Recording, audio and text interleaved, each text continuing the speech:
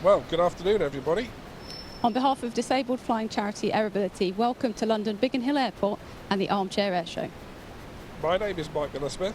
And my name is Shona Bowman. It's our absolute privilege to bring the thrill of aviation into your homes and gardens today. Please do enjoy our reimagining of the airshow experience. We're also looking forward to demonstrating and celebrating how the magic of flight can genuinely change lives. Literally hundreds of volunteers and organisations have made today's show possible. But in particular, I would like to thank our main show sponsors, Aerobility and of course London Biggin Hill Airport. So without further ado, let's roll the titles.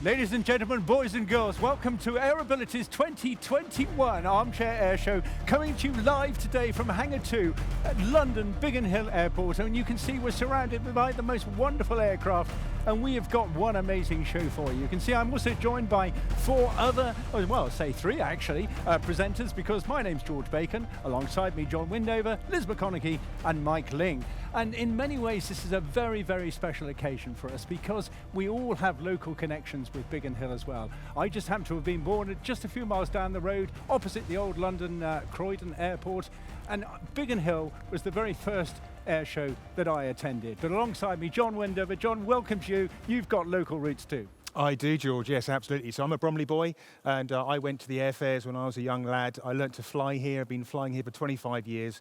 You know, and Biggin Hill has such a heritage with air displays. You know, the Empire Flying Days, the Battle of Britain at Home Days, and of course, the airfairs, and most recently, the Festival of Lights.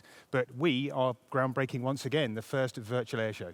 Absolutely, and the effervescent champion of Aerobility, and we're going to hear so much more about the charity later in the show. But alongside me, you all know that the no air show is complete without the red arrows. And to tell us all about that, a warm welcome to Mike Ling.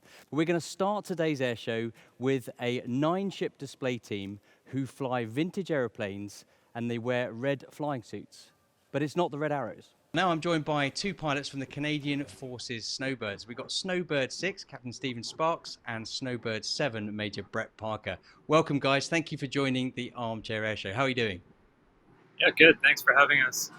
Yeah, great. Thanks for having us, for sure. We've got a bit of a time difference going on here because you guys, I believe, are on Vancouver Island. Can you explain where you are just now? Yeah, so we're at CFB Comox, so Canadian Forces Base Comox, which is our primary Western base. That we have our Aurora aircraft, which is our maritime surveillance airplane, but we also have search and rescue out here as well. Can we talk a little bit about the aircraft that you fly? Can you just describe, Steve, maybe what aircraft you're flying now in the Snowbirds? Yeah, so we've got a side-by-side CT-114 Tudor. Obviously, it was made in Canada in the 60s, and we've been flying it for the airshow team for 50 years now. So it's a cool aircraft in the fact that you can fly it from either seat. And so that helps us in our formation because the guys who are on the right side of the formation will be sitting in the left-hand seat so that they've got a better perspective of the center of that formation and vice versa on the other side. So that's a great single-engine jet. Gives us a lot of ability to stay close to the crowd because we can fly in tighter formations and keep things at slower speeds. So we keep our show kind of centered over the crowd as much as possible. We've got some footage here that you guys have kindly put together for us. If you can start talking us through, Steve, can we start with you to talk what's happening through here? Yeah, so you're getting a perspective from the 7 jet here, but as you can see at the back of the formation, the two outer pilots, 6 and 7, moved from the outside to the inside as the rest of the players kind of moved up towards the boss. So the change happens just as we enter the loop, and you'll see it a little bit on this one as well. The idea is to create those changes on the front side or the back side of loops so the crowd gets to see that kind of action going on with our smoke lines. It creates a bit of a presentation there.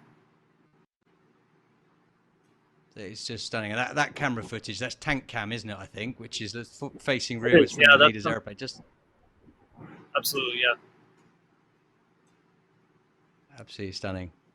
So this is taken from your cockpit, Brett, check? Yeah, so I had the chance to actually take up our public affairs officer. You can see his helmet there. So he came up with me with a GoPro 360 camera to try and take some footage.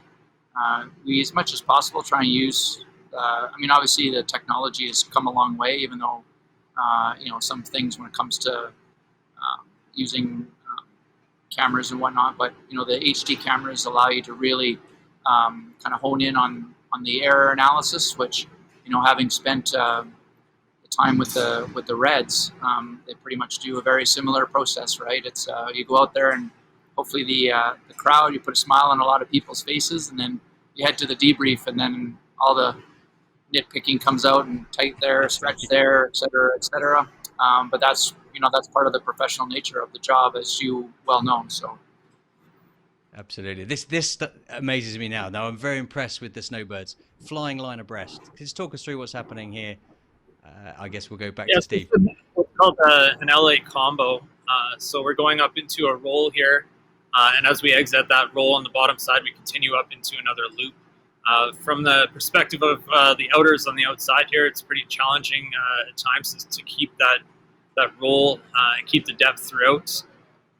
It can get it's a challenging training season leading up to it for sure. Now this here you're one seeing Brett, the what's happening here? egg back, yeah. Yeah, so obviously, as you well know, that some of the magic that happens in the skies is all about trying to fool the crowd and making it look like things are happening closer than they really are. But at the end of the day, it's meant to be a crowd pleaser. So called the lag back cross. Hopefully, when we run in and the announcing happens, we've already built in the depth there. So it looks like all 5 airplanes are going to basically hit each other, as we call the split. And then, of course, you get the oohs and the ahs, and you go, yes, mission accomplished. And that's here you see the, I guess. the mirror roll. So this is so part of our season is basically on a dedication to Captain Jen Casey, who tragically lost her life in the Kamloops crash last year. So she was a very huge Star Wars fan, and this is a formation that we relabeled it, call it the Vader loop, and it's also set to some Star Wars music as you know, kind of a theme for Jen. And so far, it seems like the feedback that we've been getting from that has been, you know, extremely well received, and so we're really happy about that, to be able to, you know, to have a portion of the show season for sure dedicated to the work that she provided to the squadron and also the Canadian Forces. So yeah, so it's fun that we have the ability to be able to do that, unlike the American teams where they typically have a show sequence and that's the name of it. So we were able to relabel a formation that, you know, kind of in dedication to her, which is great. So yeah, that's a lovely touch. And what's happening here? Is this closing the show? Yeah, this is kind of the end of the show. One of the options that we have this year is the Big Vic Loop. It hasn't been done for a few years, but it kind of spreads out the whole formation, shows that to a wide smoke line. And you've got another one of the options coming in here with the split. And again, just presenting to that crowd that kind of finale, so that there being the maple split. That is brilliant and incredible footage. We're very lucky to have been sent that exclusive in-cockpit footage, which was very well received. Thank you to your public affairs officer for giving us that footage. In fact, flying with you to get the footage. I'm sure that was a real pain for him sitting in the cockpit to go and film it. But thank you very much, guys, for that. Well, thank you for having us. I appreciate it. Thanks very much, yeah, for having us, and hopefully we'll be able to get together and have the teams get together. Guys come over again. I know they just came over a couple of years ago, so another trip out west would be awesome to get together again. Just watching that film there, Snowbirds, reminds me of the time I flew across the Moose Jaw. I was based about 1,000 miles to the west of that, and the scenery didn't change. And there's another 1,000 miles after that where the scenery doesn't change again. It's an extraordinary place, but perfect for flying training.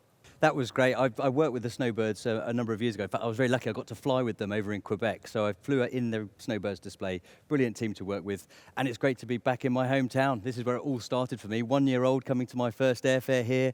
And then when I was about 3, watching the Red Arrows, telling my mother, I want to be a Red Arrows pilot. Yeah, well, OK, it's all getting a bit incestuous already, isn't it? So let's get on with the action then. And to kick off, we're going back to the Cold War years. And to tell us all about that, John, over to you. Yes, thanks very much, George. Well, yes, we are going to see a Cold War warrior.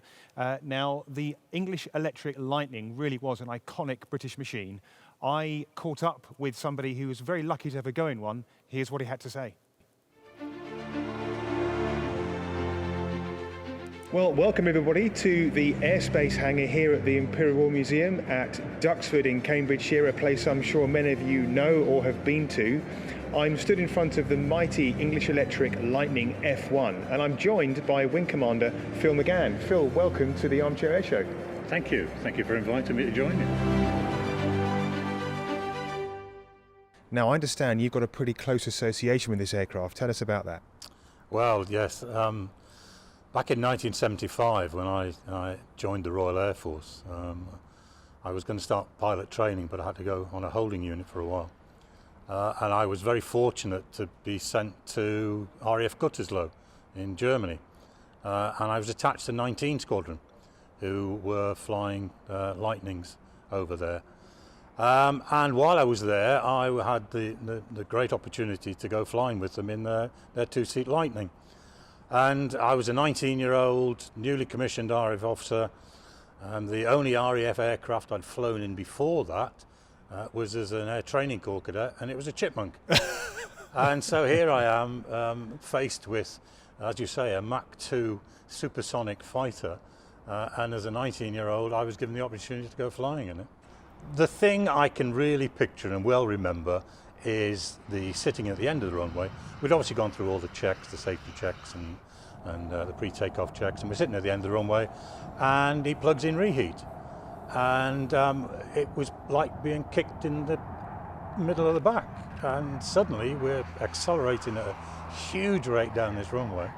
Just awesome, absolutely awesome. Now, this aircraft also has a story associated with it, doesn't it, with a certain engineer? There is a bit of a story with this one.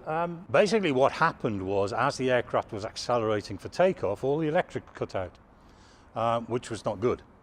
And they'd spent a long time trying to work out what the problem was, stripped out various electrical bits and pieces, and they were getting quite frustrated. The officer commanding the maintenance at the time was an engineer, Royal Air Force engineer, Wing Commander Taff Holden. Now, although he was an engineer, he actually was a pilot as well. He'd actually been taught to fly with the RAF. But his experience was very much on Chipmunks and Harvards, that kind of thing. He'd never actually flown a Lightning. And so Taff set off on a short piece of disused runway at Lynham, pushed the throttles forward to start his next test run, and inadvertently pushed the throttles to reheat. And the engines burst into full power. He couldn't get the throttles out of reheat. It's a design feature of the throttles. They go through a gate and they lock. And so he did the only thing he possibly could. He pulled back on the stick and took off in the Lightning. And so he found himself in the circuit over Lynham in this aeroplane with no helmet, no canopy, no radio, the undercarriage locked down, the ejection seat made safe so he couldn't use it. And he had to call on his flying experience to try and bring the aircraft back down again. He made 3 approaches, each time learning more and more about how to handle the Lightning as he brought it into land. And eventually he put the Lightning down on the runway. And he just simply stood on the brakes, stood on the brakes, stood on the brakes, stood on the brakes, and eventually came to a halt about 10 feet from the end of the runway. Phil, it's been a real treat listening to your stories about the Lightning. Clearly you've had some experiences that any one of us would have given our right arms for. So thank you for joining us on the ArmChair Airshow. Yeah, it's been my great pleasure. Thank you for inviting me, and thank you for giving me the opportunity to talk to you and your audience. I've been a volunteer here at Duxford for about 4.5 years now. I love talking about our exhibit to our visitors, and just adds to the privilege of flying in the Lightning as well. You're rubbing it in now, aren't you? Thanks, Phil. Cheers.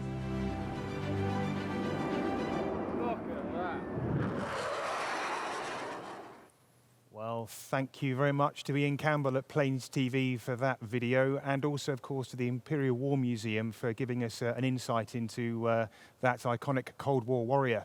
Okay, well, what we're going to turn to now is the essence of what Aerobility does. It's putting people into the cockpit, regardless of their conditions or disabilities. And, of course, Aerobility is unique in that we have the equipment and also the services and the individuals who can enable this to take place. We will take anybody flying in an aircraft as best we can, regardless of the disability. And of course, Aerobility also has services on the ground as well. We have the aviation education program for young children, but really we want to get as many people up in the air as possible. And today there is a lady who has come to Biggin Hill. She's a regular Aerobility flyer. Her name is Sophie Riley. She's registered blind and a wheelchair user. And she is going to go for a lovely flight this afternoon across the countryside over Kent with Steve Brad, one of our instructors. And you can see here in the footage how we get wheelchair users into an aeroplane. So we have people who are trained to use hoists and very carefully and safely lift people into the cockpit. So that really is that first step to freedom. They then get into the aeroplane, and that's where the magic really begins. And we do say at Aerobility, if I can fly an aeroplane, what else can I do? It really does lift people up and make them realize that disability should not be a limitation, and it really allows them to figure out that actually, you know what, there's no barriers in life. We can challenge perceptions and break down barriers and do anything we wish. So we'll come back to Sophie later. We'll ask her how that flight went. It's the first time in 14 months she's been flying. So, without further ado, I'm going to hand you back to George. Well, that's very kind, John. And it's truly an inspirational charity. I was hooked the moment that I was invited to come along and help with them. And there are a couple of ways that we want you to help us keep this charity going through the next decades as well. First up, we've got the auction site, and there are some memorable and really exciting things on it, including the things in front of us. SU-27 model here, signed by Anatoly, who flew it all those years ago. And not least the Bears, but we've got Tom Bolt's Red One, leader of the Red Arrows this year, already put his, I'm sure Lingy would be bidding for that straight away, actually. But Lingy, what other things are on offer? Well, there is actually a flight with me and one of your friends with one of my Blades team oppos, so you can bid on a flight for two with the Blades aerobatic team. Fantastic. John, do you fancy something on the list? Actually, I've had my eye on driving a Russian tank. So behind Lingy there is my Russian aeroplane. So I think I need to put the two together and see if actually driving a tank is anything similar to driving a Russian aeroplane. Brilliant. Well, look, the other thing we want to do really is also engage with you throughout the course of the afternoon. And we've got some fascinating aircraft and interesting people to chat to right through the next couple of hours. But we want to know what you think and what you're interested in as well. So text in your questions or just go onto the online chat line, put them up. We've got a whole team working behind the scenes here. And we've already got a couple of questions in. And these guys not too prepped for this yet. John, an interesting one for you and the charity itself. Do you have any idea who how old the youngest and the eldest people that you've ever flown in the charity? Well, we've been flying people at Aerobility all the way back to its inception here at Biggin Hill, actually in 1993. And on our 25th anniversary of the charity, we did some research. The youngest person we've flown is 7 years old, and the oldest is 98. And we fly about 1,000 people a year. That is a fantastic achievement, absolutely. There's hope for us yet to keep flying. Well, that's marvellous news. Lingy, here's an interesting one for you. Okay, a lot of people would be interested to know, what would you have done had you not got into the Royal Air Force? Well, that is a very good question. I had one goal in my mind going through school and growing up, which was to join the Royal Air Force. I didn't go to university because all I wanted to do was do my A-levels and join the Royal Air Force. And in fact, I didn't get in on my first attempt, and I was about to join the Army. I was 2 days away from moving down to Pirbright and joining the Army when I got a call from the careers office saying, right, come and have an interview to get into the Royal Air Force. And then 23 years later, this is where I am. So, yeah, I think I would have been in the Army as an aircraft technician in the REME. That is absolutely extraordinary. Well, I could tell you a thing or two about that, having served in both forces. I'm currently immune from questions, which is just how we're going to keep this show going. So thank you very much for that. Well, having touched on the Cold War, we're going to get right bang up to date now. We managed to get a visit into this year's Typhoon display team. Hi, ArmChair Airshow. It's Flight Attendant James Sainty, Anarchy 1. Today we're going to show you some highlights of my 2021 full display. I hope you enjoy it, guys. So here we start on the runway selecting full reheat. This manoeuvre was designed by one of our corporals, Mike Bevan, who's on his last year on the team. So it's in dedication to him. So at 130 knots, I will rotate to 15 degrees nose up. Check the gear is up before I roll inverted, and we're looking to roll inverted here at 500 feet, accelerating the whole time to about 450 knots by the end of the runway. Pushing 10 degrees nose up, I roll through 540 degrees before pulling 9G up into a half horizontal.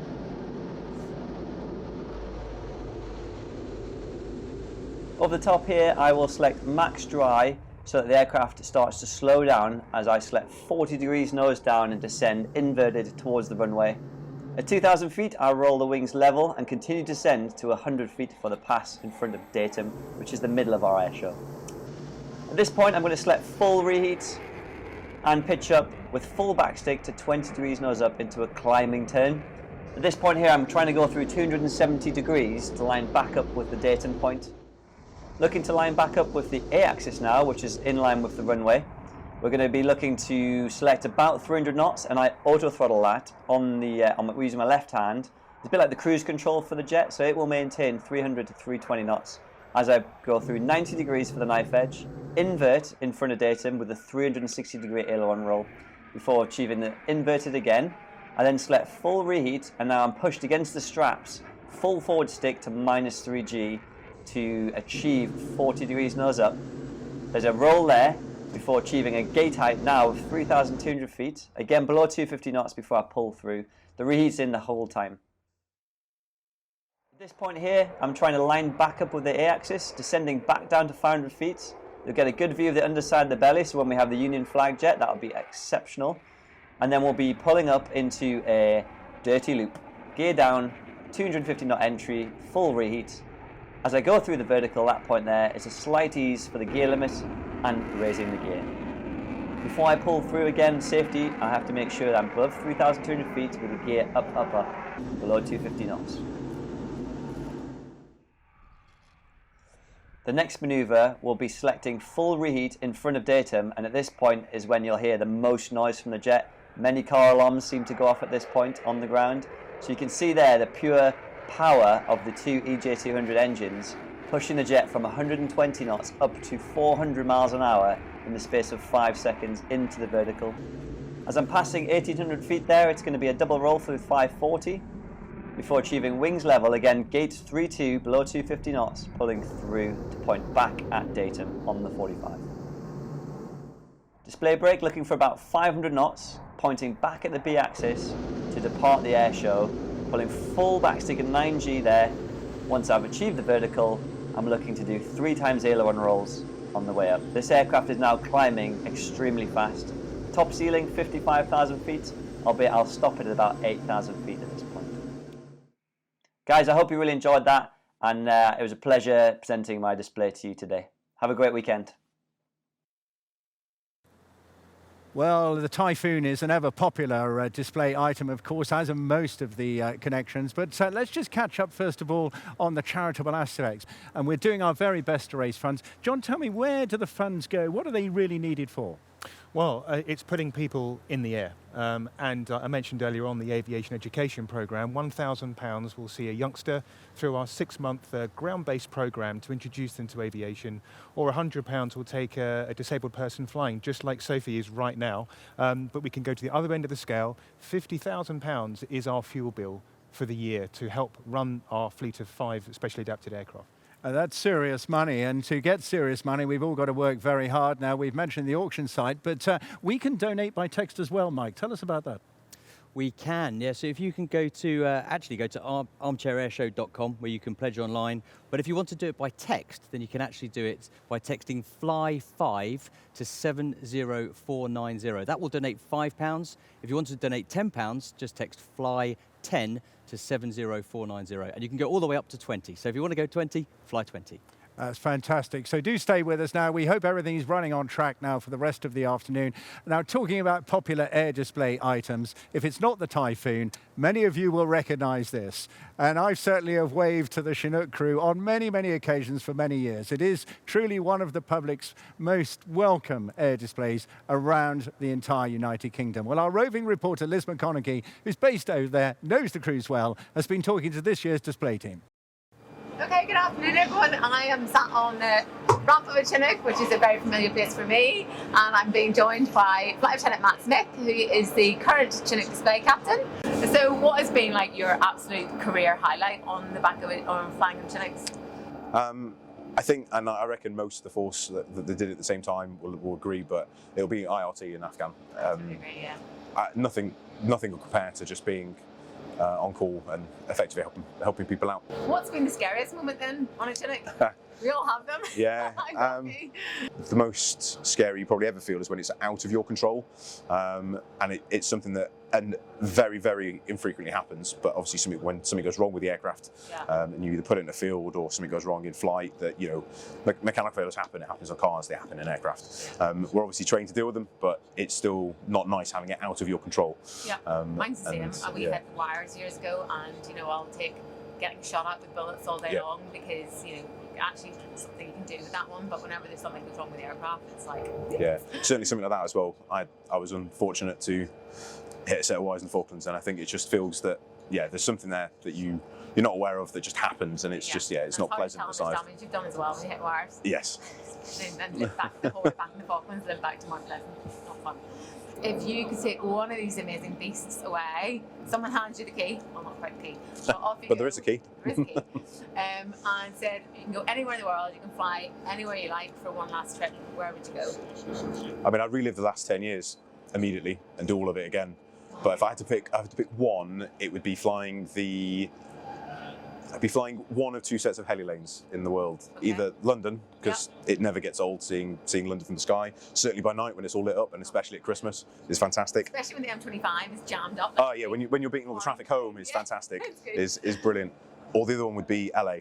The two routes you can go through that, either not above 100 foot flying down the beach underneath LAX's approach and departure lane, or through the middle of the city, flying between skyscrapers that are mirrored windows, and you can see yourself in the window. Oh, I'm very jealous. See, I've never done LA. I did the San Diego heli lanes, but I've never done LA. Oh, and past the Hollywood sign as well, and in the same sortie is great fun. Really good fun. So how's the display looking for this year? So it started. The workup started. So we've had a handful, maybe about 6 or 7 sorties now.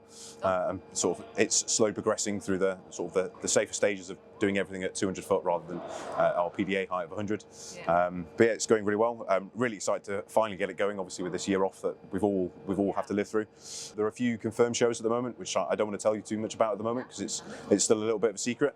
But yeah, it's looking good, and I think everyone's aware it's still going to be a bit of a slow year in terms of shows go, but it's definitely a year nonetheless that the Chinook will be out there pleasing the crowds. Hello and welcome to the 2021 Chinook display video.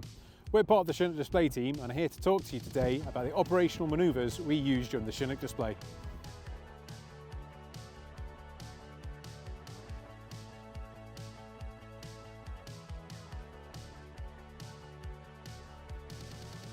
Here you can see us descending to 100 foot above the ground using our rad-alt to judge the height. This becomes second nature for all our aircrew as we routinely transit at 100 foot around the UK and down to 50 foot while on operations. As the aircraft rolls to the right, you can see us pushing the aircraft to the limits, rolling up to 60 degrees angular bank. While coming out of the right-hand turn, you can see us slow the aircraft down for our next manoeuvre, which is the nose-down quick stop. It can be done to both the left and right to help slow the aircraft down in an incredibly short distance. This is very useful when we have a late spot of troops in operations or are working to a landing site that we are flying tactically into. It's a difficult procedure to fly and takes a lot of getting used to as you're having to put the nose down to slow the aircraft rather than the nose up. If you've ever been to an air show, this is one of the crewman highlights. Don a big orange hand and wave to the crowds. But if this is your first time seeing inside a Chinook, you'll actually see a lot of aircraft components. During the flight, the crew will complete several scan checks, and by being able to see the components, we can identify if a fault has arisen. Part of the crewman's scan checks are to look at the engines. Difficult to do mid-flight unless we have bubble windows, which is what you can see. The rear port and starboard windows are actually concave and allow the crewman to look outside the aircraft, which not only aids with lookout, but also that fault diagnosis. Having established in the hover, we now go into an old manoeuvre which we dub the Gorney Spiral Climb. Although it is a dated tactical departure, this manoeuvre now allows us to demonstrate the capability of the aircraft whilst showing it off to the crowds at air shows. During the climb, we rotate through 540 degrees before we convert this into a spiral descent with the nose down, adjusting us back to crowd centre. Here you can see us setting up for a running landing on the aft wheels. This technique is used to limit the power demand on the engines and the transmission. The aircraft is descended to 100 foot again and the airspeed reduced to 80 knots. We have precise limits for this manoeuvre to make sure the aft rotor doesn't get too close to the ground. The non-handling pilot will be talking about the nose-up attitude and the speed over the ground, allowing the handling pilot to remain eyes out at all times.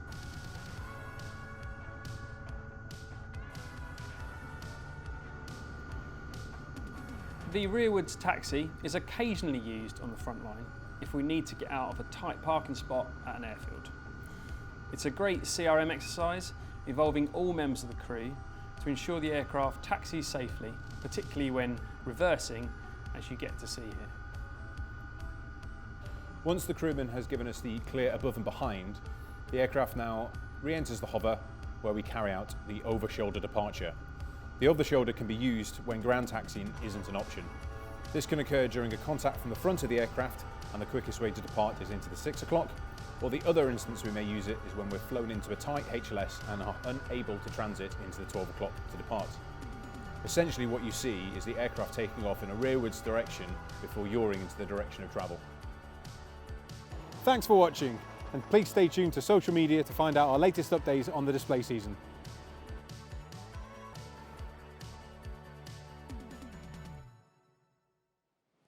I had the best day being back at RAF Podium amongst colleagues and old friends, and even just sitting in the back of a Chinook, it just took me straight back to my wonderful career flying on them. And the Chinook crew have very kindly donated a signed print for our auction today. So if you enjoyed that and you're a bit of a Chinook fan like me, get bidding on that. And other ways you can support us today, if you like the hoodie that I'm sporting today, you can buy one of those as well on www.armchairairshow.com. Okay, I'm going to hand you back to Jon now, who is speaking with one of my favourite human beings. Over to you, Jon. Thank you very much, Liz. Yes, well, I'm stood in front of an Aerobility aircraft, the Technam, and with me is indeed a good friend of mine as well, Harvey Matthewson. Harvey is a member of staff at Aerobility and is also a pilot. And Harvey is going to tell us about what's up next. Harvey. Thank you for the welcome. Hello, viewers. I started flying with Aerobility in 2016, and since then have developed a multitude of transferable skills and indeed confidence. But it is not all about me. It is time now to introduce you to the rest of the Aerobility family in this short film.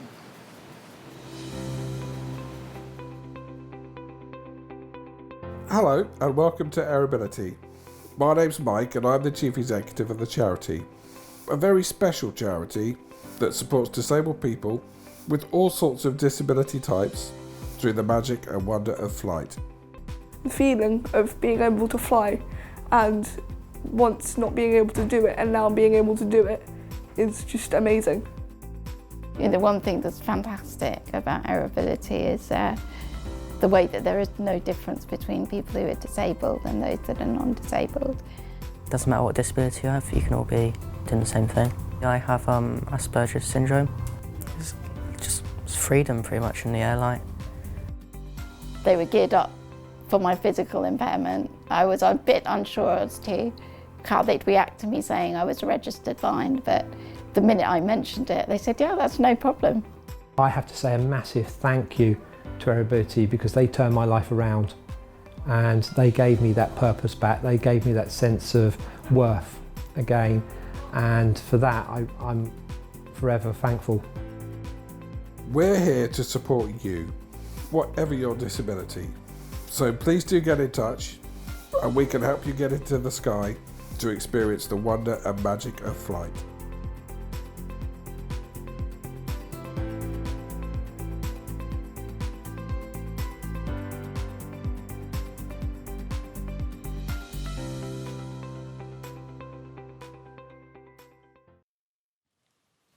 Well, whether you're an aviator or not, I think you'll agree this is just an inspirational organisation and charity to be involved in. So please do join in the bidding on the auction line, and don't forget to text donate as well during the course of the afternoon.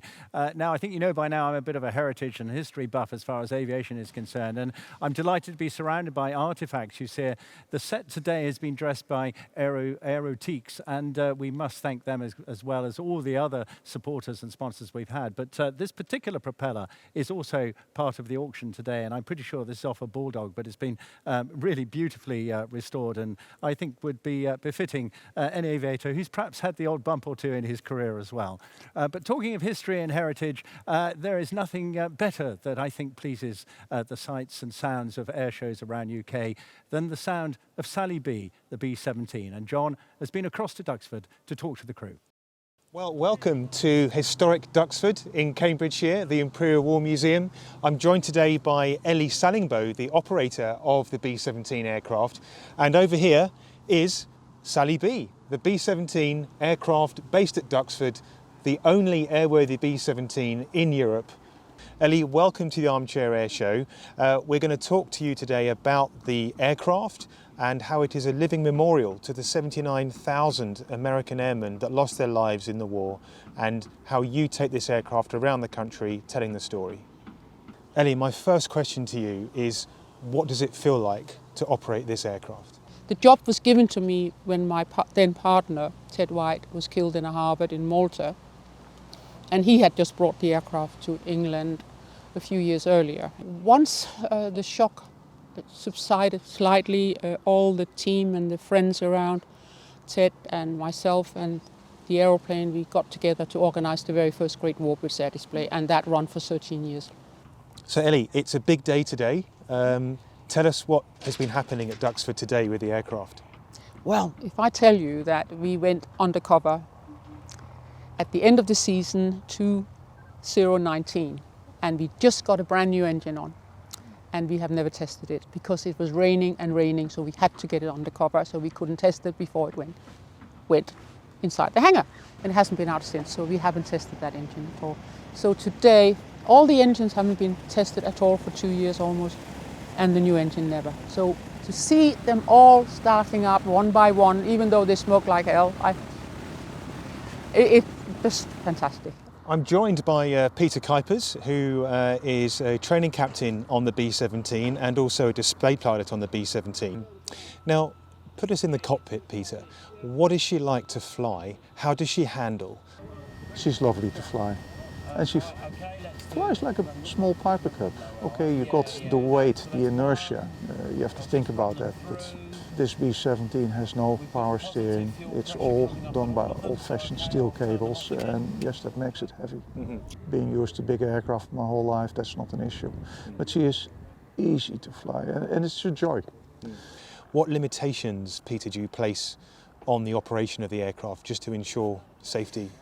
Well, the runway has to be long enough, but we're not carrying bombs nowadays, so minimum runway length for us would be 1,200 meters. That's the minimum. Duxford is slightly longer than that. And crosswind, we are limited to 15 knots of crosswind. Anything more, this aircraft will stay on the ground. And what's it like to operate the aircraft from a historic United States Army Air Force airfield here at Duxford? I mean, it feels it's the perfect place to have the aircraft based. It is the perfect base for this B-17 Sally B. When she arrived at Biggin Hill, And then she stayed there a few weeks, and then she went to Duxford, to her new home, at the Imperial War Museum at Duxford, where she has lived for the past 44 years. Duxford, the IWM, the Imperial War Museum, is our partner in this. We help them, they help us. Today we came out of the hangar. It's a hangar that's owned by Duxford. It's a joy. It's, I can't explain. It's just so special that you're allowed to do that. And not only flying it, but also commemorating the Allied airmen that flew them in wartime. We are trying to give back to what the Americans did for us during the war. You have to think that today, would young guys, 17, 18, 19, 20, go along and be killed in another country and just arrive there and be nothing and be shot down? Yeah, I can't imagine that myself as well. I'm a modern pilot flying in nice sunny weather. We don't even operate in winter time. We don't fly at high altitudes, we only fly low level because we only do air shows. So it's completely different nowadays. Yes, because I'm involved in the B-17, I do think about what happened then. And those guys, they deserve the biggest memorial you can give them. We're going to overfly American Cemetery at Mattingly, where some of those people that used to fly it in the Second World War are buried. People that used this machine to fight a war. I'm just a lucky pilot that's allowed to fly it nowadays. This aircraft flies, I would say, on love. I can't say it any better than that. It is the love that people give back. And it's always been a bit like that. It's the team. Today we are here at Duxford. There's 20 team members who's been painting the aircraft, who's been overhauling it for the last 18 months. We're all volunteers. Every single person, pilots to ground people, they're all volunteers. So how can people find out more about the B-17 and how can they support? Well, if around the world, it shouldn't be too complicated if you just look at www.saliby.org.uk. And I would really like to thank Ellie Sellingbo, she's the operator of the aircraft, for giving me the opportunity to fly this machine. Peter, we look forward to seeing you in the summertime at an air show near you, and we'll talk to you soon. Thank you very much. John, it's my pleasure. The B-17 Saliby actually came into the UK via Biggin Hill in 1975. Ellie Sellingbo, who operates that aircraft, learnt to fly here, and her late partner, Ted White, who's remembered on engine number 2 with his checker cowling, is buried in Biggin Hill indeed, and the first display by the B-17 was at Biggin Hill. So, you know, Biggin Hill's popping up everywhere. But, Lingy, what's coming up next?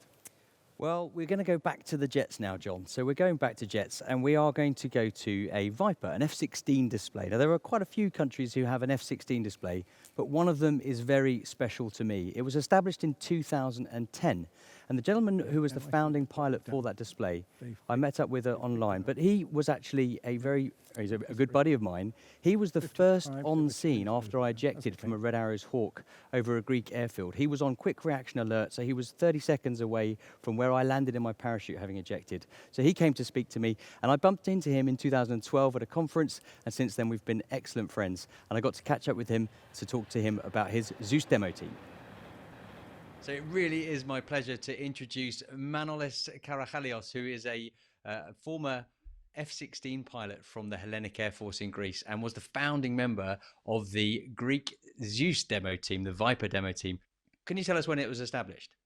Sure. The Zeus demo team was established in 2010. We started the training in January with the US Air Force Viper demo team. And they trained not only me, but also Dimitris Kondoulis. We were both in Souda Air Force Base. And for 2 weeks, it was very intense training, very detailed, you know. We got ourselves good to go. And since then, the Zeus demo team is demonstrating the capabilities of the Greek pilots and the Hellenic Air Force, not only in Greece, but also in Europe. We've got some footage now from one of your first years as a display pilot. If you could talk us through it, Manos, that'd be great. Yeah, fantastic. So this is actually the first international air show of the Zeus demo team in 2011. This is in Radom. setting up myself, nose up for the high Z turn, max AB at 500 feet AGL. Actually, we call it the high Z turn. It's just at the beginning we go high G. Obviously, the airplane is it can pull up to 9 Gs. The beginning we go 9, and then we go up to 5 to 6 Gs. So that was at the end was 5 to 6 Gs. Now again on a vertical reposition, inverted, pulling, pushing the nose up to hold it there with 0 or minus 1 Gs. And then waiting for a bit, passing 5,500 feet AGL, and then you're gonna see me pulling through the vertical with some flares and all the way down to get myself on the main display line. As you can see, the Viper back in the days, the Zeus, we didn't have the smoke winders, so we needed the flares to get, you know, people always their eyes over the airplane. So that's pretty nice. Now I'm getting myself ready for the next maneuver. You can see 500 feet again. And for the 4-point roll, 2, 3, and 4. A lot of dust in the airplane while I'm inverted or, you know, pushing some negative Gs. And then back on the vertical reposition to get myself back on the display line. As you can see, the Greek F-16 display, it's mainly, you know, up and down on the display line, following the concept of the US Air Force that we don't put vector towards the crowd. And that's my favorite maneuver over here. It's the high alpha pass, the slow speed pass on the 500-foot line, waving to the people. It was so crowded, thousands of people all the way up vertical on the victory roll. This is the victory roll, the vertical climb up to 10,000 feet with some flares. And then this is the end of the display on landing. What I want to show you guys is actually, you can see me, and I've seen it actually yesterday. You can see the sweat on my forehead here.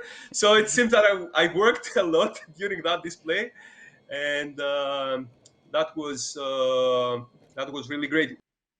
It's what brilliant footage, and you talk through that brilliantly. But everyone loves the F-16. I personally love the Greek F-16. Thank you very much for joining us on the Armchair Airshow. Thank you very much, Mike. I wish you all the best to the ArmChair Airshow, and I hope you keep on doing what you're doing. It's great to have you guys and show the resilience of the airshow community. Thank you very much. Well, we're getting through so many different activities here this afternoon. In a few minutes, we're going to be going outside live. But right now, it's my pleasure to introduce Phil Hood. He's the events manager for the most wonderful destination, the Imperial War Museum, of course, at Duxford. So, Phil, tell me, what is the secret behind Duxford's success as an aviation destination? Thanks, George. Well, I personally feel like we're the biggest aviation museum in Europe. And we're still an active airfield, and we have been an active airfield since around 1917. And I think that really helps, because on your day out, on your visit to Duxford, you're coming to where history actually happened. So every building you walk inside, every footstep you take is following, in the footsteps of pilots from the Battle of Britain.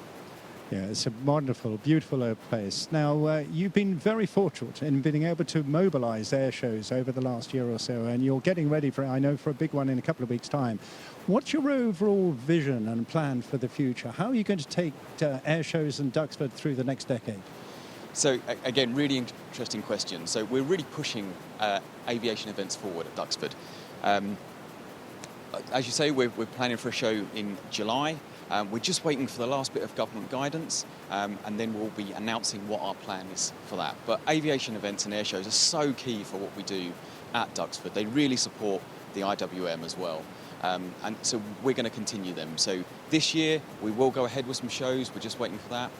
So we've got 2 shows this year, and then we have 10 flying days as well. So flying days, if you don't know, your normal day out at Duxford. There's a bit more going on the ground, so you can see some living history groups, you can meet some of our partners, and also we have an afternoon flying display. So I had one last weekend with Spitfires and Hurricanes and the Catalina. And we've got a range of that looking forward. So every year moving forward now, we'll be doing 2 major shows, and we'll also be doing 10 flying displays, which also help bring new people into the aviation industry. I've benefited from myself as a new FDD, and we're looking to continue that moving forward as well. So the real future is we want to do as many aviation days at Duxford as possible. If you want to find out more, come over to our website, sign up to our e-news, and that's where we're going to push out all the information about this year's shows and 2022. Not going to give you any teasers just yet, but it's going to be really exciting next year, the plans that we've got. So yeah, sign up to e-news and we'll be pushing that out later in the summer. Oh, well, that's fantastic news. Now, I hear that the Dakota is already on its way into Biggin Hill, so we're going to have to cut. But on my way there, I just want to give a big shout out for Shuttleworth as well for their award-winning drive-in air shows. Well done, Shuttleworth, and especially well done, Phil Hood and Duxford. Let's go outside and see some live action.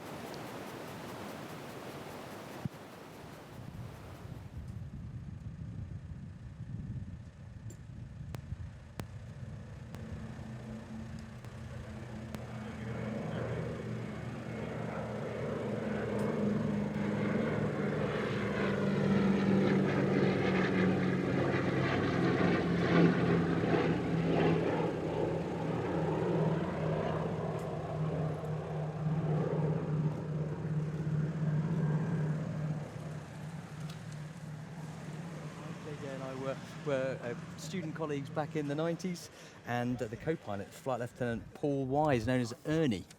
Back to 1935 with this series. Started off, of course, as the DC-3 Skytrain. I mean, an extraordinary aircraft in many respects, and converted to so many different roles. But do you really know the background to the word Dakota? Well, there are two versions, really. The first one is, of course, the First Nation use of the word, which relates to a friend or an ally, and I think that's very fitting. Keep a lookout now. The camera's hopefully tracking the Dakota as it comes back through for another pass.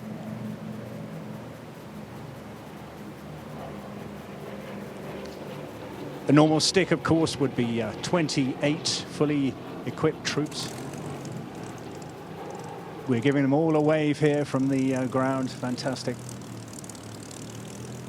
But there was one extraordinary mission out in Burma many years ago, 1942 I think it was, when very much like in all wars you go way over capacity in your cargo. They picked up 63 people who are under threat in the Burmese jungle area. Absolutely extraordinary mission.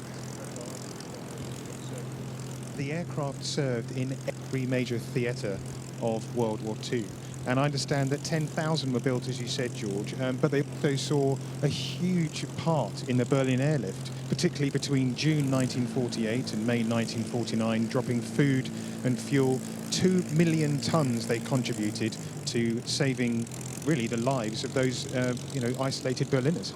Yeah, it's a real workhorse. And a magnificent sight, and just the most perfect day here at Biggin Hill. Blue sky, little fluffy cumulus fair weather clouds.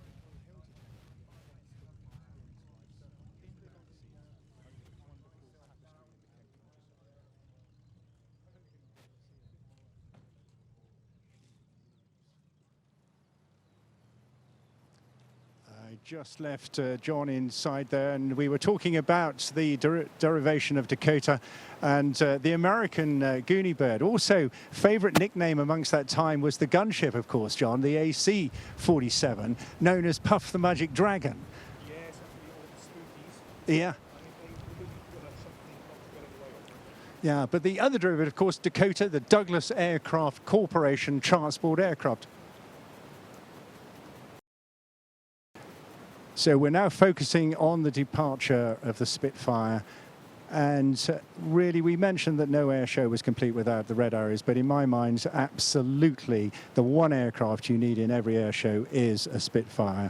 And a singleton is as poignant as you can get in many respects to show off the beautiful lines, that marvellous creation of R.J. Mitchell and his team, remarkable inspiration, a design which made it in the nick of time. Of course, during the early years of the Battle of Britain, it was the hurricane that dominated the early combat period, and therefore, unsurprisingly, counting the majority of the early kills. But the sheer dash, elan, speed and style of the Spitfire brought fear into the lives of many enemy participants.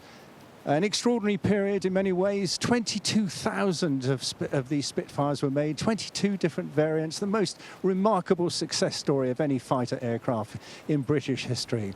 The Battle of Britain itself, of course, synonymous, engraved in the memories of many of us. And here we are at Biggin Hill today, reliving that entire heritage. And Peter Monk and his team across the runway from us here have done the most magnificent job restoring, recovering not just this aircraft, but many others. Of course, the Kent Spitfire also representing so many other Spitfires for which the communities around Great Britain contributed together, each putting money into their own Spitfire, and countless stories. John, you're a Kent man. This must be very special for you. It is indeed very special for me, and I actually live in a village about 6 miles east of Biggin Hill called Kemsing, and I would say on a nice sunny day like this we will get at least 6 or 7 Spitfires zooming over to the east and then heading back to Biggin Hill, taking people for a once-in-a-lifetime experience. But you mentioned R.J. Mitchell earlier on. It was sad in a way that he never actually got to see his design, take to the air and really save this country from the tyranny of Nazi Germany. I mean, of course, it wasn't just the Spitfire, it was the Hurricane as well. And in the 1950s, Biggin Hill said goodbye to the Spitfire Mark 21s, the 1950s. It was an incredible design, and of course it went through so many marks until it finally went out of service in the Royal Air Force. Yeah, it's interesting you say the Mark 21. Of course, the extra mark, where I refer to 22 variants, don't forget the Royal Navy Seafire as well, adding to that mark. And of course, even today, we have a Mark 26 using the Jabiru and the Lycoming engines and things like that as well. So the design lives on today. It's absolutely extraordinary. Oh, well, it does. And of course, there's almost a rebirth of the Spitfire in terms of its appeal to air displays, and of course now the rulings from the UK Civil Aviation Authority allow people to fly in these aircraft. And I believe there's upwards of 65 airworthy Spitfires now, because we need to make sure this heritage stays alive, particularly at Biggin Hill. I couldn't think of anywhere better to have a Spitfire flight. Yeah, absolutely. And this one, famous in so many other ways. It was a Mark 9 out of the Castle Bromwich factory in 1944.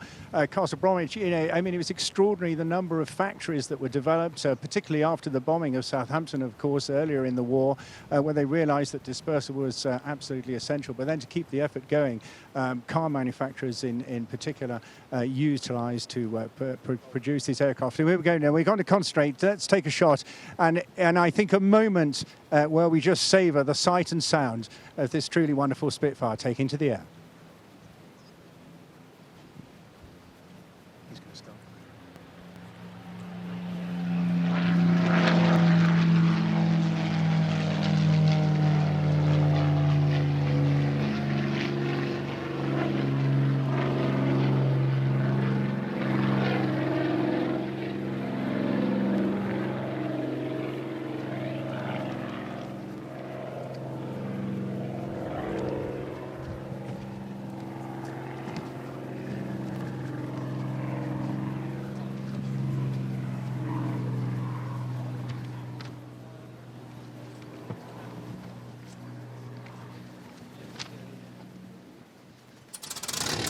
Well, that sound you can hear there is Rich Goodwin starting in the jet pits. We will see Rich a little bit later on.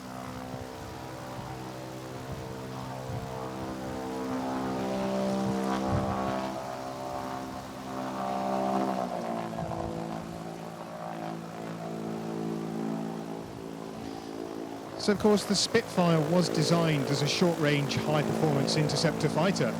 Just like the lightning, and here we go from the right-hand side, Dan Griffith in the Mark 9 Spitfire.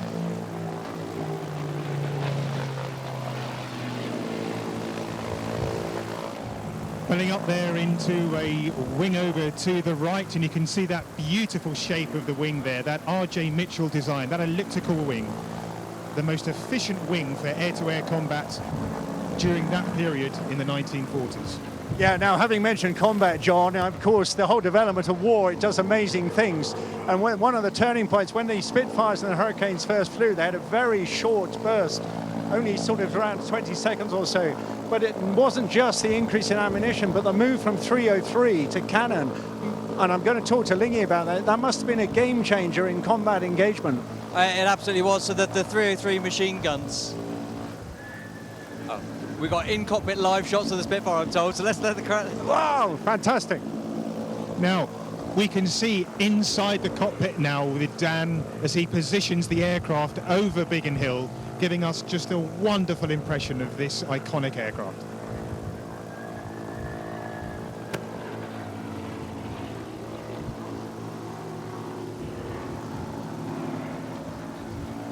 You can see Dan working hard there, looking around to pick up the line. And we'll be hearing a bit later about the technicalities of putting on an air display and what the pilots have to consider to position themselves above the airfield. Beautiful top side pass there again, showing the beautiful wing design of the Spitfire.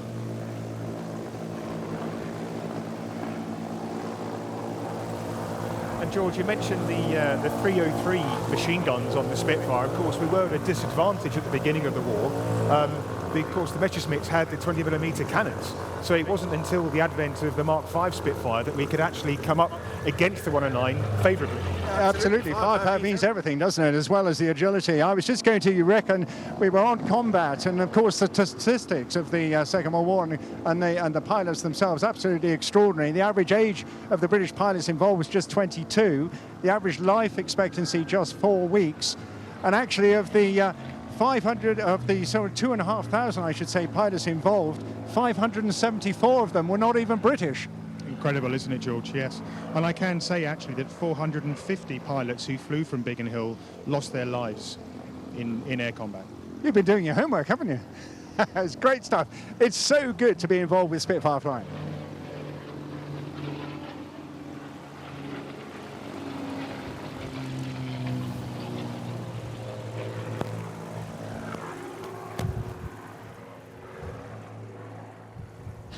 So I'm just going to apologise, everybody watching. We want to hear this majestic Merlin engine on the Spitfire, but just as Dan was running in to start his display, we had our next 2 display acts start up right in front of the microphone. So we're just going to finish off. I'm going to stop talking and listen to Dan's Merlin.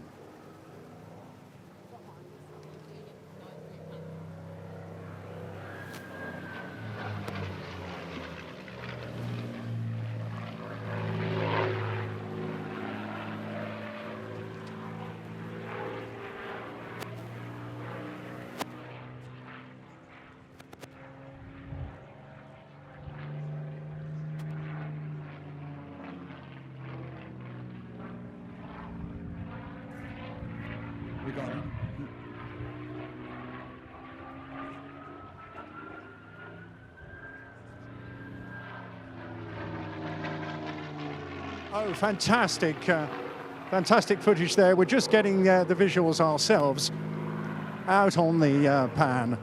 And Dan Griffiths I've clearly seen an awful in lot of his Spitfire element. displays, and this is my favourite. Dan Griffiths, the way he flies these Spitfires is just jaw-dropping.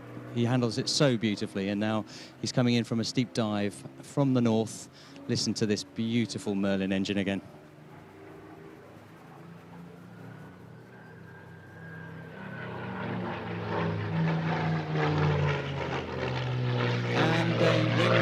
An aggressive wing rock from Dan there as he positions to the south, and that, I think, would signal the end of his display. Absolutely beautiful and a very incredible performance from Dan Griffiths. And I think we're very lucky to have live in-cockpit footage being beamed down from that aircraft for you viewers on YouTube this afternoon. It's just an amazing spectacle.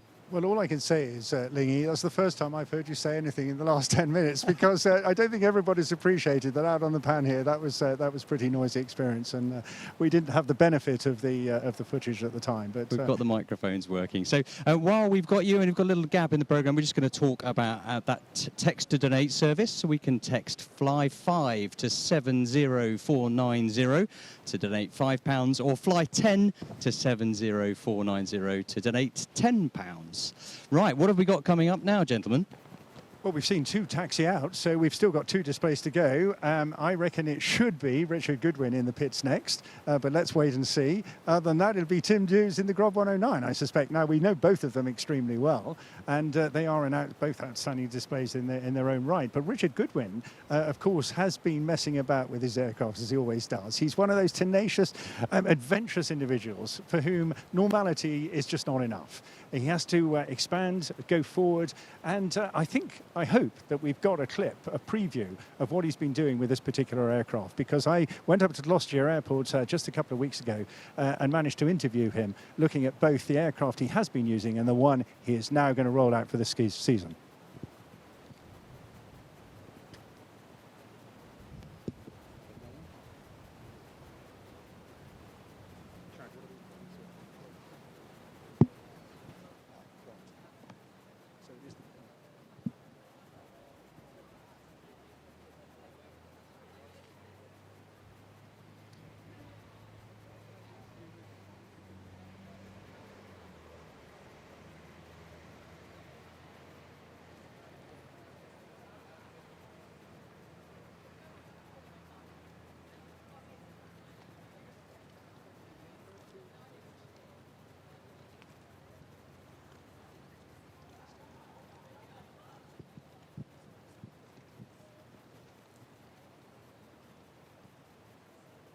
So just coming to a stop on the runway, and you can see there that sign where it says 2103 Cap 1 D3. That's the Delta 3 hold for runway 03 and 21 here at Biggin Hill. And down with the cockpit open, taxi's left off the runway, and he's going to come and park right in front of us. So we'll stop talking again and let you listen to the sound of that beautiful engine as he comes to shut down in front of us here on the apron in front of Hangar 2 at Biggin Hill Airport.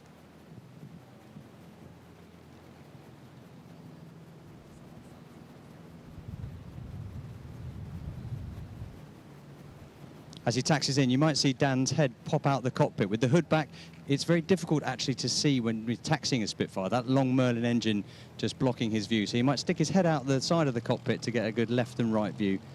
And he's taxiing in to park in front of us.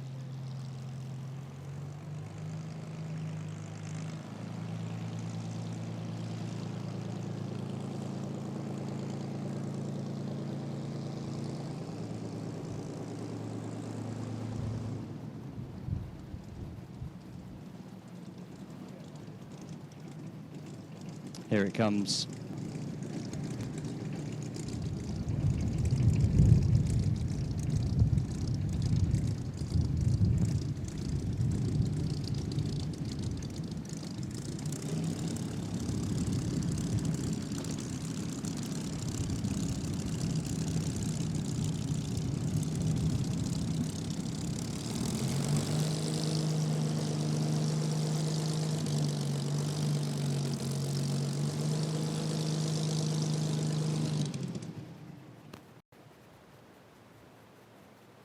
As the Spirit of Kent closes down after his superb display. Just taking off the runway now, we've got Tim Dews in the Grob 109 to give us a very short daylight version of the pyrotechnic display. And after that, we'll have Richard Goodwin coming in his pit special. I didn't see the jet engines fitted today, but we'll tell you more about that a little later. And we also had a video. We're not sure whether we're able to roll that for you now. But I have to say, conditions here on the pan, absolutely outstanding. And blessed we are, hopefully now, to see this through for the rest of the afternoon. John. No, absolutely. And I was just thinking, looking at that Grobler 9 taking off, we talked about how Aerobility has managed to achieve a few firsts in aviation. Now, Tim normally flies this display at night time. Now, he does attach fireworks to the wingtips. Yes, it is legal. He has the authority to do so. And in 2012, for the Paralympic opening ceremony, Aerobility once again made a first. We got permission to do a flying display over the stadium in London, live to an audience of an estimated 2 billion people. And Tim was instrumental in helping us to achieve that. So, you know, George, we always seem to do something first and then everyone else seems to follow. Well, you are inspirational in many, many ways, that's for sure. I remember the very first night pyrotechnic display. Pete Wells basically got his authorization literally 24 hours before the show at Bournemouth. And Bournemouth, well, also close to your hearts at Aerobility as well, but mounted the very first night pyrotechnic display, and it was truly awesome and an experience to be remembered, and of course developed by Tim and Guy and many others now in this respect. The pyrotechnics themselves, of course, incredibly safe actually, and they're very, very low temperature. They're very deceiving. You would expect it to be coming off like sort of phosphorus and very high, but no, not at all. And now very much a fixture of many, many air displays, unsurprisingly. And it also extraordinarily fitting it to what effectively are plastic airplanes as well. I know, yes, you do fear that the wings will melt, but it's a cunning design. And of course, you know, if you are flying at night, you do need still to fly in terms of the leading aircraft by visual reference to the horizon. So these are dusk displays, but you know, they do seem to cut it fine. And a bit of cloud cover, they want to make sure that it's, of course, a safely conducted display, as well as very dynamic and, you know, keen on the eye. And the other aspect is they have to land by sunset plus 30 as well. So that's what makes the most of them dust. But of course, those with all the various ratings, and I know others. Apparently now we've got an opportunity to go to the jet pits, and this is going to be a dramatic start. If you have not seen Richard Goodwin perform, he has some extraordinary, what can we say, not necessarily waivers, but authorizations to do it. And his traditional start is something of an eyeful. And we won't, for those who've not seen it, we'll just let you view it first of all. But once he gets into the display, there's so much going on that we've decided that actually the best of us to talk about this is going to be Lingy, who spends most of his time going upside down anyway. So Lingy, over to you. Thanks, George. I've not seen Richard's display for probably 2 years now after the very slow summer last year. But what I have seen online is a smiley face that he draws in the sky. And it's been huge on social media. He was just putting some love into the skies of Bristol and Gloucester by drawing his smiley face with his smoke from his aeroplane. I hope we're going to get that today, because the stunning weather here at Biggin Hill is a beautiful blue sky, and I'm hoping he's going to be doing it. So I think at minute 2.5, which is coming up, we're going to get Rich Goodwin in his jet pits lining up for takeoff. So I can actually see down the end of the runway. He's on runway 03, so he's on the northerly runway. I think he's been given clearance to take off by air traffic control. Getting a nod from my man who's in the know. And then we're going to be getting a camera on Rich as he accelerates down the runway and gets ready for this rather jaw-dropping takeoff.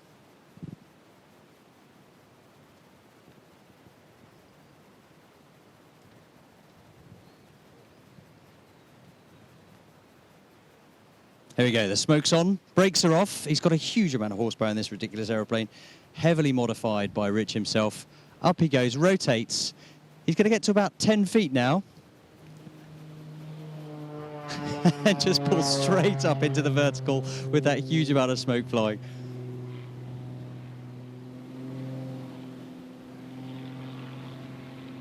Hovering on the prop there as he's just flying forwards. He's going out on what we call the B-axis, so the crowd front, 90 degrees away from the crowd centre. And you can see the smoke billowing out of the back of the aeroplane. He's now turning the aeroplane using just his feet. Now push forward, diving down to get out to about 120 miles an hour.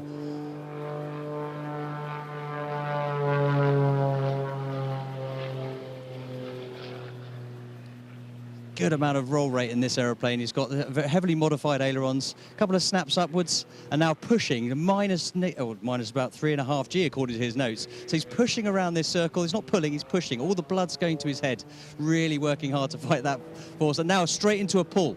So pulling the G, now going upside down, along the runway at about 200 feet, into a knife edge.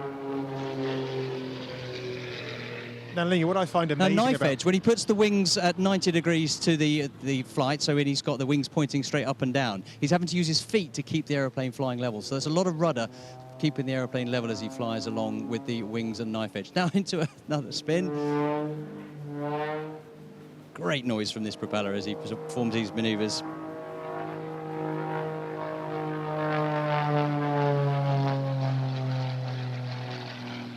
What I find incredible about this design, can you believe it dates back to 1944, and the Pitt Special design dominated world aerobatic competitions in the 1960s and 70s.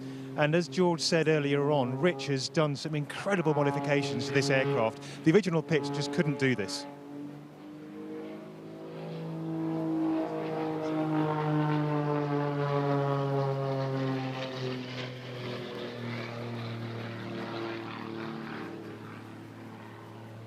That was a very hard pull, probably about 7G pull as he pulls up through his loop here. Another flick at the top.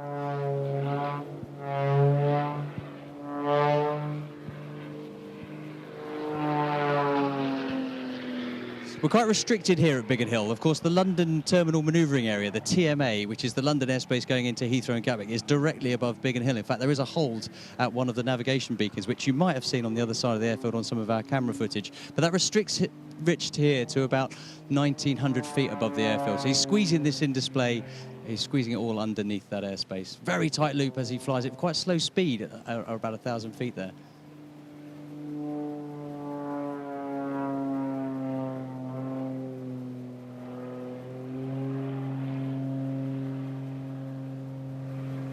Lingy, I can't help but say, but I'm reminded of the Rothmans team and things like that, and Brian Lecombre and all the others. You were but a wee bunny boy by then. Absolutely. But I mean, I've got such vivid memories of watching that Rothmans team here at Biggin Hill, and I love Rich's display. It's just such an energetic routine. I think he's absolutely crazy, some of the things he does, and how he's modified these aircraft, which we'll hear about shortly. Now, we focused earlier on about women in aviation, and of course it was a woman that also helped to make this aircraft really famous. Her name was Betty Skelton. She named her aircraft the Little Stinker, and if you go to Washington Dulles Airport, you can see her aircraft hung suitably upside down in the museum there. Another spin down now as Rich points down the A-axis. So the runway is our main display line here, the A-axis. He's getting back onto that at about 200 feet. Heavy pull again. Very quick roll left and then right, or right then left in fact. And then a snap to the inverted, and then a push up. He's doing really well to keep this below this airspace and on that line. See a bit of drift in the smoke, so there's a little bit of a wind coming across the runway here. Again, that push-pull with the G, that's the hardest G-force for a pilot to really fight against, is when you've pushed and then straight into a pull. Big barrel roll with another flick at the top. Now, we're conscious of the environment as well, Lingy. Tell me a bit about the smoke, because I guess they use the same as the Blades? Absolutely. This is actually aerobatic smoke oil. It's designed specifically for this purpose. And it's a bit like baby oil. It has the same consistency, and it's all environmentally friendly. It's just injected into the exhaust and makes it vaporize as it comes out. Good to hear that. Saving the planet.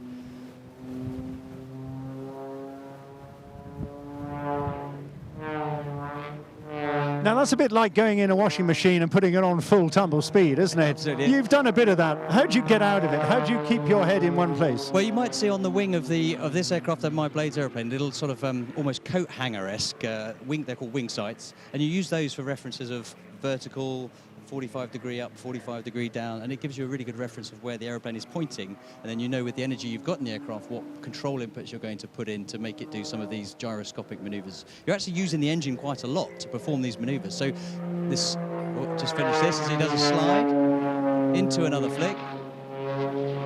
Picking up the slide as he finishes, more pushing. Yeah, so he'll be using the engine and the gyroscopic effect of that very powerful engine in the propeller to actually use that to help perform the aerobatics.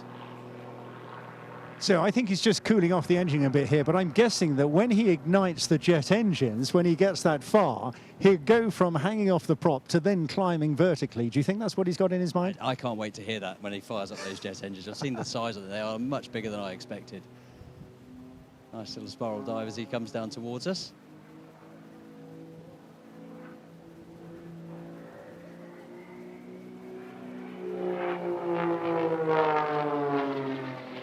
Rich is a former Tornado pilot, And I believe his day job when COVID allows is that he's actually an airline pilot, George. Yes, well, he's got aviation in his blood. His father, I'm pretty sure, used to display the Hunter. Oh, can I just stop you there? This is called a torque roll. So he's gone vertical. He's perfectly vertical now using those wing sights I talked about. And when he gets to a certain point, of course, he can't keep going up, but he's rotating the aeroplane using the control surfaces. When he gets to a certain point, there's no aerodynamic flow over those control surfaces, but you still see the fuselage rotating, and that is an opposite reaction to the torque of the engine. So the fuselage is rotating purely against the propeller rotating. It is an extraordinary manoeuvre, and that's when I reckon I would flick those switches on the jet engines. Yeah, absolutely.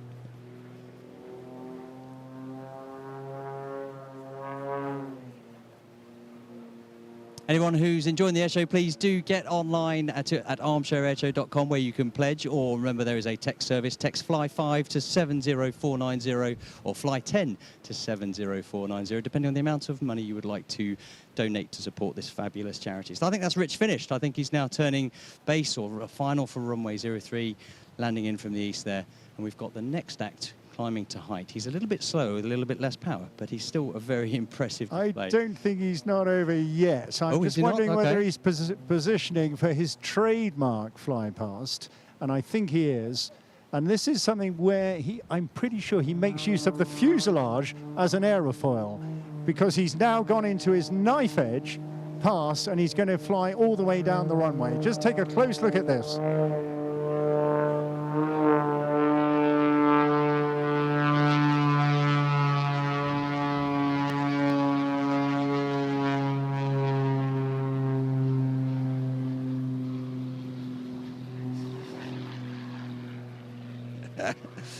So impressive. He normally does that on takeoff, George, so he's just foxed me. That's why I thought he was going to do it when he took off, but no, he's going to do it as he runs down the runway pre-landing.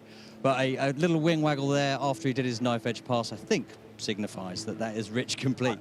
And we'll be very interested to see when he gets out the aeroplane here on the apron as to how his eyes are, if they're bulging out of his head, because that was a very impressive display of negative and positive G with ridiculous number of snap rolls and flick rolls. And this is an exhausting business, isn't it? I mean, you do a lot of this yourself, and you really need to sort of calm down and just cool off for a moment. After the COVID restrictions, where people haven't been flying, everyone seems very, or could be very unconditioned to it. So you become relatively conditioned to it the more you do. And in a busy summer, we've been doing loads of it. Of course, over the last 18 months or so, we've not been doing so many. But so that's Rich landing, and it was George who caught up with Rich at Gloucester Airport. And indeed, it was a real pleasure to go up and just take a look at the plans that he's had. And he's a charming chap, but as I say, he's tenacious, he doesn't stand still, and he just is always searching for that little bit of extra. And here's a clip now of me chatting to him about his project to put 2 jet engines on the side of his very interesting pit special. Well, I've got Richard Goodwin with me here now. And Richard, tell me, you've had a fantastic career, but this is no average PITS S2S. What have you done to perform those fantastic air displays? Right, it all started about 5 or 6 years ago, George. I bought a bog standard S2S, remortgaged the house, and then started a development program. I was talking to Eddie, the design engineer, on the phone one day in the process of building another set of wings for this aircraft, and I was halfway through building them, and I thought, what am I going to do with the old wings? And I put the new wings on this aircraft, and I thought, well, I've built almost half another aircraft, I'll build another airplane. So with the help of Eddie Salmon in America, who kind of specializes, he used to work with Curtis Pitts and knows a lot about Pitt Special. On Richard Goodwin in just a moment, because running in a little earlier than we expected is Tim Dews, now already performing some beautiful shapes in the sky in the Grob 109. John earlier explaining the tight connection there is between the use of pyrotechnics and Aerobility charity as well, both pioneers. And very sadly, just as we're seeing an airliner going over the top of him, Richard, of course, you can hear coming in on the pan to shut down as well. So multiple layered activity, TMA busy, Biggin Hill busy, and the pan busy. John, a quick word on this beautiful display. Well, absolutely, and I think British Airways are getting in on the act as well, aren't they, today? No, of course, this is a slightly more sedate air display because, of course, it's got less power, different wings. It's a different design of aircraft altogether. And now, I do remember back in the 1980s, the Unipart display team that flew two RF-4 powered gliders, very similar in design. Tim Dews does this display with his son. There's a two-ship as well as a singleton, and he does these dust displays we talked about earlier on. But also, yes, the Grob 109 design is Project Able, which Shona spoke about, and this is going to be a really exciting time for Aerobility, you know, and you're going to see a lot more of these aircraft painted up in Aerobility colours. Well, I'll tell you what I'm going to do. I'm going to slip out, if you don't mind. I'll let you finish this, and I'm going to locate Shona and have a chat with her about that project. Wonderful, George. We'll see you later. So just Tim pulling up there into the vertical now and just pulling it over the top. And you've got to be very careful at the top of a loop. You know, the aircraft will talk to you. Those wings are producing lift. But if you pull a bit too hard and ask a bit too much, the airframe will talk to you. It'll judder, and you'll have to listen to that and just unload on the stick a little bit more just to keep those wings flying. Ling, of course, you're used to this in the extra. A bit more power, but you can jiggle that buffet, can't you, in the extra, much better than you can in a Grob 109. I think I haven't done any aerobatics in a glider for a long time, so and certainly I haven't actually flown a Grob 109. Of course, this was the Vigilant, which was the Air Cadets powered glider before, unfortunately, it went out of service recently. But amazing airplane. It's beautifully quiet, and I'm noticing the Love NHS on the bottom as well as a nod to all the key workers and NHS personnel working so hard throughout the pandemic. How many different colours has he got, John? Any idea? Well, I suppose he can decide what he wants to put on those wingtips. I mean, I've seen, what did we see earlier on? Green or blue was that? And now it's red. Using dye to change the colour of the smoke, just like the red arrows, of course.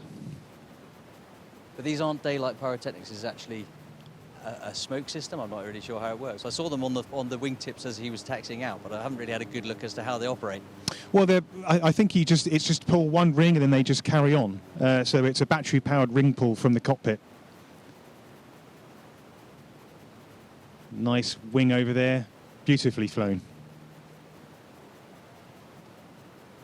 Of course, you go from Rich's very short wingspan pits with huge ailerons that actually span a lot of the trailing edge of the wing into this, which has got a massively wide wingspan with tiny little ailerons. So, of course, the roll rate is very, very different when it comes to performing just aileron rolls, so using the ailerons to roll the aircraft. The ailerons are if you like, the flaps, the control surfaces on the outboard edge of the wing that go up and down depending on what input you put in on the control column to roll the aircraft.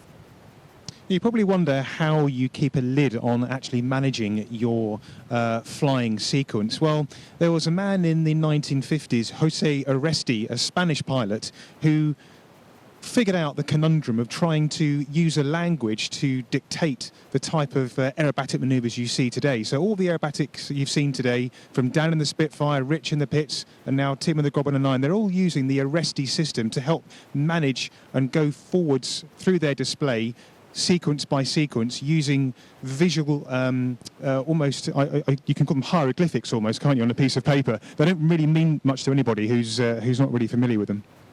I think that's Tim bringing that in for a landing. Yeah. Very short landing roll on this tail-dragging motor glider. Little squeak from the tyres as he touches down, and then he's going to vacate the same place, the Spitfire, the pits, and then he'll be taxiing in. Much quieter engine than that Lycoming in the pit special. Of course, he can see over the cowlings on this aircraft. There's no long Merlin in front of him. And of course, all the aircraft that are displayed today have a wheel at the back, tail draggers. So landing in a crosswind is quite a challenge because the centre of gravity of the aircraft is behind you. So you've got to be very careful not to let that tail swing out in front of you and cause what we call in piloting terms a ground loop. There's Tim coming in. I'm just going to do a couple of shout-outs, John, while we've got a bit of a quiet period. I've got Dave Rowlands here, who says he's struggling to imagine a better Saturday. He's sat watching the show while he's building his Messerschmitt 109 in the summer house. Thanks for this. The footage and interviews have been immense so far. That's a very nice message. Thank you very much, Dave. And I need to put a shout out to Vic Falloon. He's been watching the ArmChair Airshow this afternoon. Now, Vic used to work at Biggin Hill for about 20 years, managing and servicing all of the navigation equipment here. So the ILS that's at the end of the runway that helps pilots land by sole use of their instrumentation, and also looking after the VOR over here and other areas around the airfield. Of course, also the radio transmission aerials on top of the control tower. Okay, well, let's not remember that this show wouldn't be able to be put on without our sponsors and our supporters, and here's one from Biggin Hill. Hello, I'm David Winstanley, CEO of London Biggin Hill Airport, and it's my distinct pleasure and honour to be able to host the Aerobility ArmChair Airshow. You're going to hear a lot of wonderful people talking about an amazing charity, and London Biggin Hill are honoured to be the first host of the Aerobility ArmChair Airshow. You're going to hear remarkable stories about how the skies aren't the limit and how Aerobility open up the passion that we all enjoy in this industry. London Biggin Hill Airport are honoured to host this year, and we hope it's a relationship that we can build with Aerobility year on year, and that Biggin Hill will become the spiritual home of Aerobility. A very interesting couple of minutes, that past 20 minutes or so. And putting this all together, it just proves it is a live show, and we're doing our very best to hang it. A terrific action and just the most beautiful day. And I wish we could have had thousands of people with us today, but it was not to be. But we were talking about the Grob 109, and in particular, a reference to Project Able. Now, this sounds to me a game changer, and I'm delighted to be joined by Shona Bowman, who is the chairman of the trustees. Is this truly a game-changing moment, taking the charity on a new bound, Shona? Absolutely, George. It's going to make such a big difference to the way Aerobility can operate into the future. We're hoping that with a fleet of adapted aircraft, we really can become UK-wide. We can regionalise, we can send aircraft out to flying clubs and schools around the country and really bring disabled flying into everybody's local area. Fantastic. Now, I've been kicking around Aerobility maybe 12, 15 years now. You've been with it from the beginning. You and Mike Miller-Smith go back a very long way. Where would you like to see it be in 10 years' time? What sort of direction, vision do you have? I think really I'd just love to see disabled aviation normalised. I'd love to see aeroplanes being flown all over the country, maybe, you know, let's think big, all over the world with disabled pilots, and it just being normal. And then that's going to happen with adapted aircraft and with a bit of open skies thinking. So yeah, it's going to be great. Brilliant. Well, let's not forget to get the charity there. Of course, we need everybody's help to do that. And we've mentioned what's going on online on the auction. I gather that Red One flying suit needs a bit of a boost. So I think Tom Bold will be a little upset if we don't get some extra bidders for that as well. But right in front of me here, the model, the Su-27, signed by Anatoly. This blade, for example, things like that. There's a whole range of different things that you can bid for on the auction site. But with our focus currently on the charity and Project Able in particular, we very kindly have a message from, nonetheless, the Secretary of State for the Department of Transport himself, Grant Shapps. It's an absolute pleasure to join you today and to welcome viewers from around the world. Inevitably, the UK airshow calendar has been much disrupted over the past year. But it takes more than a pandemic to discourage the team at Aerobility. And for the second year in succession, they've done an incredible job staging this ArmChair Airshow. So us aviation enthusiasts can indulge our passion all without leaving our sitting rooms, or study in my case. Aerobility deserves massive credit for this, and not just for organising today's programme, from Biggin Hill's magnificent Spitfires to the Red Arrows and Fireflies, but also for providing another opportunity to raise thousands of pounds for charity to help more disabled people experience the joy of flying and aircraft for themselves. And there's no feeling quite like it. Nothing else gives you the same sense of freedom or has the potential to boost self-confidence. And if you have a disability that restricts you in your daily life, that prevents you from doing things that other people take for granted, then flying a plane can be hugely liberating and empowering. But as the only UK charity offering this service, I know there's a considerable waiting list for Aerobility flights. When I was chair of the all-party parliamentary group on general aviation, we lobbied the MOD and authorities to get hangared aircraft back in the air where they belong. And last year, I was absolutely delighted to help fulfill that dream by providing a charitable grant to refurbish the fleet of Vigilant T1 gliders from the RAF to significantly increase Aerobility's capacity. Aerobility will keep 8 aircraft for its own use and sell the remaining ones to bolster funds for the charity. And this means it can help around 1,600 more disabled people a year enjoy the transformational benefits of flying on top of the current 1,000 or so. Now, I must stress, though, that this isn't just about providing a fun and exciting experience. It's also about encouraging disabled people into aviation jobs. Many of our best pilots started flying in a glider at a local airfield. And in fact, it was my first experience in the air as a scout when I was taken up in a glider from Lasham. And this sparked an interest which has led to me gaining my pilot's license and making aviation a lifelong passion for me. And it's through general aviation that many other aviation careers begin, in engineering, air traffic control, and numerous other support functions. There's simply no better way to learn the ropes. So in 2019, we launched the Reach for the Sky campaign to inspire a new, more diverse generation to join the industry. And people from all backgrounds, including disabled people. And so Aerobility's work has the real potential to contribute to that campaign, to change lives, and to benefit wider aviation. I know how difficult the past 15 months have been for aviation. Aerobility's aircraft have been grounded and fundraising has been difficult. But today represents a real hope for the future. In the months ahead, as our vaccination program is fully rolled out, we can look forward to the safe return of general aviation, and Aerobility can continue doing its wonderful work. So thanks to our army of armchair viewers for tuning in today. Thanks to everyone who's made the air show possible, and please have a fantastic day. Thank you.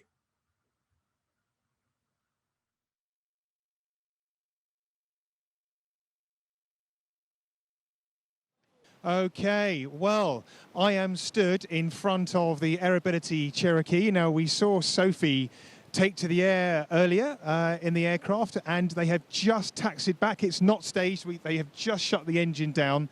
Sophie, my first question to you is, how was that? Absolutely fantastic. So I haven't been up for 18 months, and it couldn't have been better. Flying conditions were wonderful. Yeah, really enjoyed it. Had a great flight, and can't wait to get up there again. And yeah, all thanks to Aerobility for allowing me to give that, or giving me that sense of freedom in the skies. And yeah, couldn't encourage people more to come and have a go. Oh, that's lovely words, Sophie. Now, I want to ask the obvious question. What does Aerobility mean to you, Sophie? Well, I think Aerobility has given me, as I mentioned, that sense of freedom, not only in the skies, but also giving me a sense of freedom in terms of being able to have a go at anything. You know, I've got problems with my sight and thought that might be an issue, but the minute I arrived, Aerobility just said, yep, no problems, we'll find a way, we'll give it a go, and still developing some software to make it easier for me to fly. And yeah, they're not afraid of anything, so willing to try anything to make it easier. So. Well, what wonderful words. And if that's not good enough encouragement for you, if you have a disability or perhaps somebody you know, a member of your family, to just give it a go. Back to the studio. Bit more of the Cold War now, where Jon took another visit to speak to somebody who's been very, very fast, both in the air and on the ground.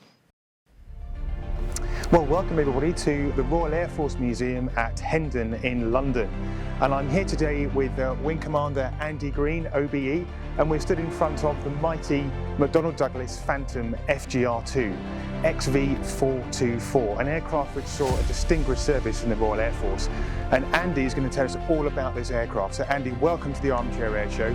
And what does it feel like to be stood in front of an aircraft that you actually flew? brilliant to be back here and see this absolute monster. I mean, the F4 had all sorts of nicknames. It was known variously as the lead sled, the double ugly, or my favourite, which was the bent wing monster jet, because it had the bent up wingtips, which is a unique feature. But it actually was also the most extraordinary aeroplane to fly. You know, it was known as the monster jet for lots of reasons, including the fact it was hard to handle. It had some very quirky aerodynamics. It didn't have conventional ailerons that go up and down to control the roll on the wings. It had down-going ailerons and up-going spoilers, which going high speed in a straight line worked perfectly, really, really crisp response. At high angles of attack, when you were turning hard or at slow speed, the up-going spoiler would come up into the broken air over the top of the wing. I mean, to give you some idea, at 19 units, which was the maximum, optimum angle of attack, so you're just about at the stall at that stage, the whole of the top of the wing was stalled. So if you started dumping fuel, the fuel would start at the back of the wing and recirculate to the front edge. It was all completely broken away. To warn you, you were approaching 19 units and getting near the manoeuvre limit. There was a vibrator in the, literally an off-centre weight on the left-hand foot pedal in the front cockpit, the rudder pedal, which would start vibrating at 15 units. It's known as the pedal shaker. Almost none of us felt it in the air at 19 units, because although the rudder pedal was trying to shake your leg off, the whole airframe was shaking just as hard. So physically, it was hard work. And by the time I got to the front line in the late 1980s, low-level air defence in Germany, we would do mixed fighter force operations with the F-16s. Initially, I had no idea why the F-16s would actually bother with this big, hulking, great 1960s aeroplane. Why were they following us around? This aeroplane did everything, quite literally. 5,500 built, one of the biggest production runs for a jet fighter ever, and it did everything from close air support of troops on the ground through to air intercept, conventional bombing, reconnaissance, nuclear, even air-to-air refueling, the lot. It was an extraordinary airframe. Late 80s, the aeroplane was still more than holding its own because it brought unique capabilities as part of a mixed fighter force and as part of NATO's air defence. So what we'll do now is we're going to have a walk around this aircraft, Andy, and you're going to tell us all about the bits and bobs, you know, why those, why we see what we see here, a real work of art. So we'll go and have a look around the aircraft. So Andy, we're now at the business end of the aircraft. We're going to get up close and personal to this jet. So talk us through what we can see here. This really does look like a huge engine. Yeah, this is one of the reasons this was known as such a beast. They're two thumping great engines. And of course, the British Phantoms, the ones we bought from McDonnell Douglas, were re-engined with the Rolls-Royce Spey. A lot more power, so we had over 20,000 pounds of thrust per side. Structurally, the airframe was incredibly strong. It did almost give you the sense that if you ran out of missiles, you could go and ram somebody, because it was such a meaty airplane. The other thing you'll notice, of course, being designed for carrier operations, it's got this enormous carrier hook. All fast jets have some sort of arrestor hook. 20 tons of high-speed metal landing on a runway, you will run out of runway really, really quickly. So you literally would slam into the cable. It would bring you up really short. Let the airplane roll back. Put the brakes on very gently so you didn't tip the airplane back. Very gently, in fact, as it rolled back, a little bit of thrust to stop it. Pull the lever back up, and the hook would go up, and you just drive away like nothing happened. But we can't let you go today, Andy, without just sharing with us a few of your treasured memories of that wonderful time in 1997 when you became the world land speed record holder. So tell us your memories of that memorable day. A fantastic project to be involved in. I mean, I was amazingly lucky not only to have the world's best day job flying for the Royal Air Force, flying beasts like this mighty Phantom, but also to have the world's best holiday job working with Richard Noble, an incredible bunch of world-class engineers to design and build and run the world's fastest car. Technology I was used to. We actually took two engines from the Phantom, so we actually had two Spey engines built into a race car. The world's fastest, most extraordinary straight-line racing car. 1997, we got out to the Black Rock Desert in Nevada, took that car ultimately to a two-way average within 1 hour.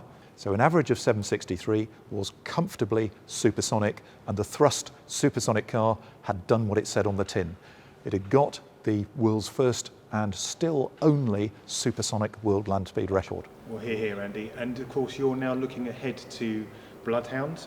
We know that project is, very much, moving forwards, and the plan is to, of course, try and break that 1,000 mile an hour mark. We are hoping to get that restarted, but of course, we having got the car up to 600 plus miles an hour, it's over 1,000 kilometres an hour 18 months ago. That was the proving point for, yes, it's actually at least as fast, if not faster than we were expecting.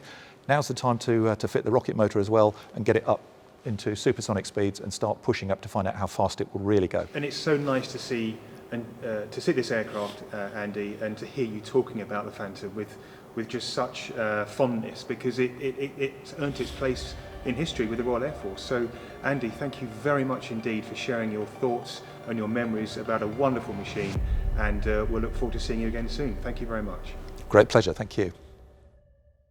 Well, fabulous there. Such a juxtaposition to go from Cold War jets to live action outside and then to heritage aviation as well. It's been a fantastic afternoon. I hope you're enjoying it despite a few little hiccups along the way this afternoon. And thank you all so much for your messages. We've had so many shout outs that I don't think we've got the chance to put them all in. But please, do keep tracking the auction website and, of course, the donation page and everything else as well. Well, now, every aviator through the course of his career has to interface with one very important individual and organisation, and that, of course, is air traffic control. And therein lies a whole nother story about interlinking Aerobility with the wider aviation world. And it's a real pleasure now. I'm joined by Brian Wheeler, who's not only from that organisation of air traffickers, of course, the National Air Traffic Services, NATS, but he's also a trustee of Aerobility. Good afternoon, Brian. Hello, George. How are you? Extremely well. A real pleasure to have you on board today. Brian, can you give us a flavour as to how your organisation first got involved with the charity? We're going back many years now, and actually our trades union, Prospect Trades Union, were the first group, I suppose, from the company to become involved with Aerobility. And we bought an aircraft as a company for Aerobility, and we now have three, if I've got that right, on live stream, three trustees of Aerobility who work for NATS. Yeah, absolutely brilliant. And it's a longer, it's a story that continues now, isn't it, through the entire senior management of your organisation. It's a fantastic opportunity. How do you see it progressing from here on? Well, I think there will be a link with NATS and Aerobility forevermore. At least I certainly hope so. And as you've just alluded to, from the most senior positions in the company, NATS provide support to Aerobility and will continue to do so for many, many years to come, which is great. Yeah, brilliant. Well, let's just pause for a moment, because I know we've got a very good video coming up, and then I'll come back to you. So let's roll that NATS VT right now.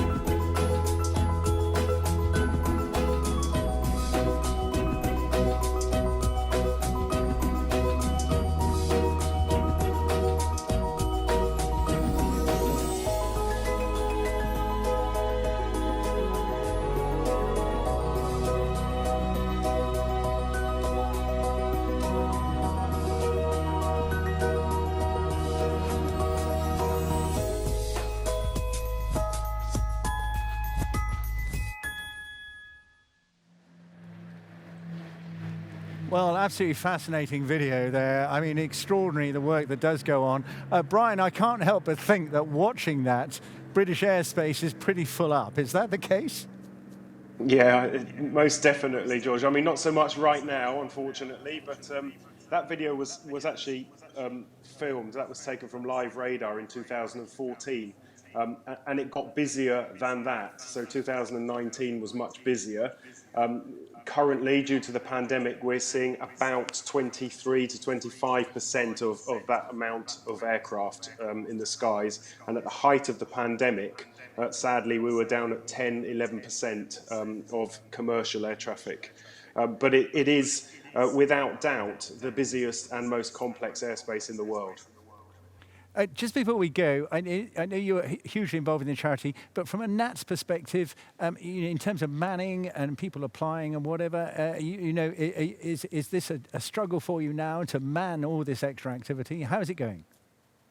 No, so actually it's obviously less aeroplanes means less sectors open, so you deploy less staff. So and our COVID protocols have meant that in order to keep our staff safe, which obviously is a priority for us as a company, we've reduced the footfall. But we've already begun training our controllers. They've been through simulations because, as everybody who's watching this will know, skill fade is a very real thing for everybody involved in the aviation industry. And we've worked really, really hard to make sure that our controllers are ready for when the traffic comes back. And hopefully, that's not going to be too long.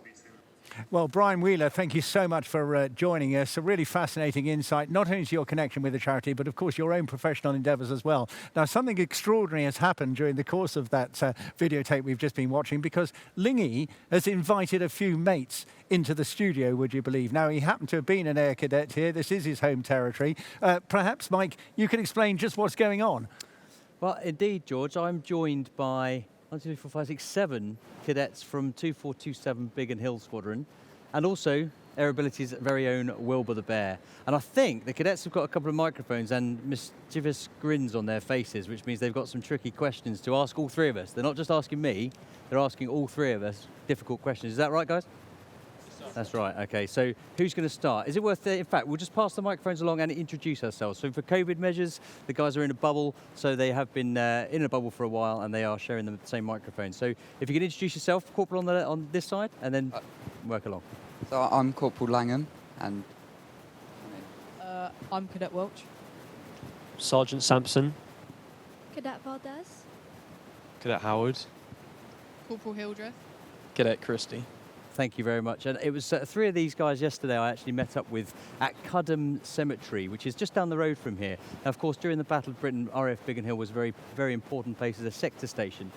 The Commonwealth War Graves Commission and the Air Cadets, as part of the 80th anniversary of the Air Cadets, have got together for a project in which they're really challenging cadets to go and research some of the graves at their local cemetery. So I met with 3 of these guys yesterday, and we did a little piece for the Commonwealth War Graves Commission, and it was a fantastic afternoon and very insightful. I'm sure you'll agree, guys, that we learnt a lot, and we saw 5 graves, some of which were very, very poignant in that one of them, in fact, was one of the first casualties of the Battle of Britain in 1940. Right, so I think it's over to the fun time of the next few minutes, and we've got some difficult questions. Who's going to go first? Wow. Go for it. what would you say is your least favourite aircraft that you've either flown or that has ever been produced, and why? Least favourite. We had a question online about a least favourite airshow as well, which I don't want to answer because I haven't got a least favourite airshow. Least favourite aeroplane that I've flown and why? I'm going to be totally honest here and say that I love the Cessna 150 or 152. I did my very first solo in it. In fact, I had one 2 summers ago to commute to work to and from in. And it's probably the least favourite of everything I've flown. It's probably the Cessna 150. I love it still, but if there was a scale, I'd put Cessna at the bottom of it. I don't know about you guys. George? Well, it is tricky, but you know, I don't know that I'd want to have a least favourite because I'd always want to go flying in something every day. But I have to say, yes, probably the Cessna 152. I've probably got to share that similarity with you. But actually, I'd just rather be flying anyway, John. Well, for me, Cessna 150, 152, Tomahawk, it's probably the smell, because they're quite old and they've had a few first-time flyers in them. But I think to have flown... Now, I'm probably going to get chastised for this. The Tiger Moth is a handful. You know, you do this and it sort of keeps flying in a straight line, but perhaps for good reason. It was a training aircraft. It was meant to, you know, teach you those really difficult handling skills to fly the wartime machine. So I think character-wise, Tiger Moth, no. Handling-wise, maybe. There you go. Good answer. Right, who's got the next question for us? Who would you say is the best pilot out of you three? Me. Who's the best pilot? Yeah, it has to be because he's never been in the military. Yeah, okay. We've got a civilian pilot. Self-taught. We've got an Army, a Royal Air Force and British Army pilot, and then, of course, Royal Air Force pilot. Wilbur, you're probably the best pilot out of this bunch here. Would you agree with that? I think so. Go on then, Sergeant.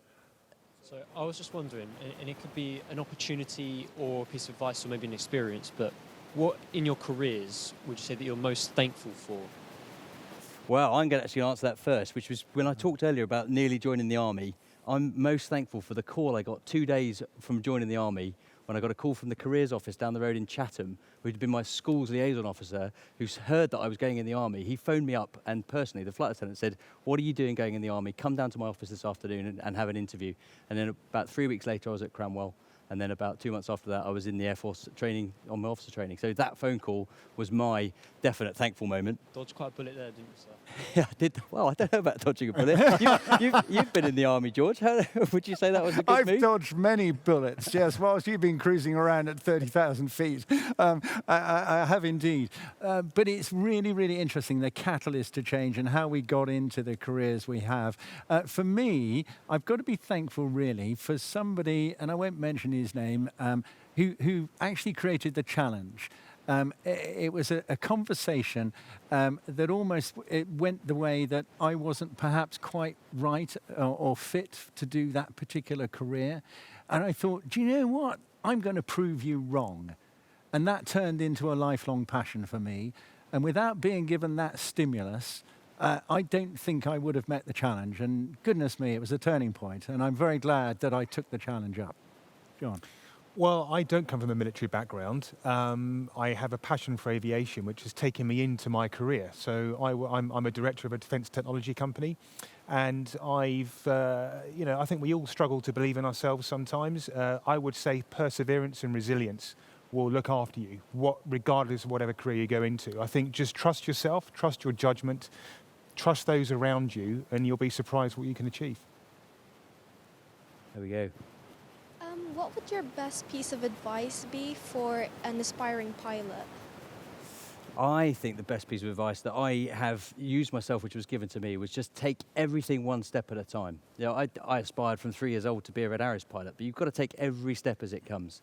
You can't just start from day one and be a Red Arrows pilot. So I think from just concentrating on the job at hand, learning to fly that first aeroplane, and then the more experienced you become and the harder it becomes, then just take it each step at a time. And I think that goes throughout flying training. You don't want to think about your final nav test before you've even done your first solo. So I just take it one step at a time. Good question.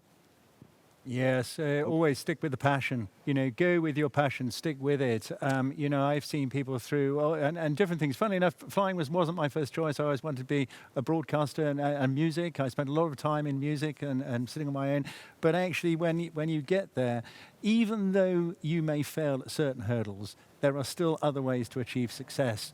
If that is your passion, stick with it. And as Jon says, have the resilience to see it through. And it takes hard work and commitment, but stay with it.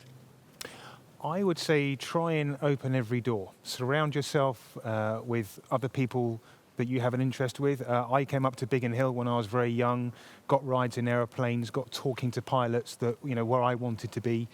So I would just, you know, put yourself in places and positions that would allow you to move forwards with the environment and the people that are around you. So, you know, turn up to your local airfield and help out. There's some flying schools up here, you know, and, you know, you just use the air cadets as well, of course. It's a great network for you to, you know, forward your passion. Great question. Who inspired you to be a pilot? Who inspired me to be a pilot? It was the Red Arrows here at Biggin Hill, watching when I was from 1 year old all the way up to the day I joined the Royal Air Force. I came to the Biggin Hill Airfair here at the airfield here and watched the Red Arrows, and also Ray Hanna, who was a very famous former Red Arrows leader. He used to close the Biggin Hill Airfair in his Mark 9 Spitfire MH434, and just gave such a jaw-dropping display. You could have heard a pin drop in the crowd here and just listened to the music of the engine here at Biggin Hill, which is obviously so very, very poignant. So it was, Red Arrows and Ray Hanna for me. Do you know, Ling, this is spooky because it was exactly the same. Okay, I lived just a few miles down here. As you mentioned earlier on, I was born near Croydon, the old Croydon Airport, and my very first air show was here, and I will never, ever forget that first solo Spitfire, the closing act from Ray Hanna. That was truly inspirational, emotion, and that's what kicks off the passion, and I'll never forget it. Simple answer. A chap by the name of Ben Harris. We were air cadets together at 228 Bromley Squadron, and I must have been about 16 years old when his dad was taking me up in his Oster from Biggin Hill. Ben got his pilot's license at 17, took me up as passenger, and that was it. I was hooked. So a fellow air cadet friend. What has been your favourite thing about being a pilot? My favourite thing about being a pilot has to be the opportunities I've been given. I've been very lucky in 10 years with the Red Arrows to go all over the world, and I've been to some absolutely incredible places. Displaying in New York Harbour was definitely a brilliant experience. So the opportunities I've been given are definitely the best thing for me. I think we need to move on. We have a prompt, sadly, to... Can I just do one thing then, in that case? Yeah. Of course, we've got some cadets here. We're very thankful for them coming across to speak to us. I'm sorry you can't get your question in the end there. It's also worth shout out to the adult volunteers, so the staff who work with the cadets to give them the opportunities that the organisation gives. It's not just uniformed volunteers. There are actually civilian instructors at each squadron, and he doesn't know this is about to happen, but I've just been asked to present this, which is a certificate of appointment. I hereby appoint you, Jonathan Michael Windover, to be an honorary civilian instructor to number 2427 Biggin Hill Squadron of the Air Training Corps. Well, so I didn't expect that. You are now an honorary civilian instructor of Biggin Hill Squadron. So thank you, guys. Well, a round of applause. Well done. Fantastic. Cheers. There you go. Guys and girls, thank you very much for coming on. Some brilliant questions. Thank you, Wilbur, for hosting. And keep up the good work. And please do look into some of the local graves for the Commonwealth War Graves Commission. Cheers. Well, it's truly inspirational. There's nothing better than engaging with the youth of today and to give them an opportunity to learn from us to go forward. I mean, in many ways, we've been so fortunate, all three of us, and many, many others I can think of, in the excitement and exploration of being in the air. It's a fantastic achievement. We're trying to do that with disabled people as well and give them the same passion and inspiration and motivation to make the most of their lives as well. To do that, of course, we need your help, and we've already mentioned it, the auction site and the donate button, and of course, the Triumph motorcycle. Now, we haven't mentioned that a great deal, and John, perhaps you'd like to tell us a bit more about that. Yeah, absolutely. Well, this really is an amazing opportunity to own a one-off. This is a motorbike produced by Triumph, the Triumph Bonneville, and it has original components from a Spitfire. £20 for the ticket, and it's not just the bike you could own, it's also a flight in a two-seat Spitfire from Duxford. So, see if you can get those tickets and maybe it could be yours.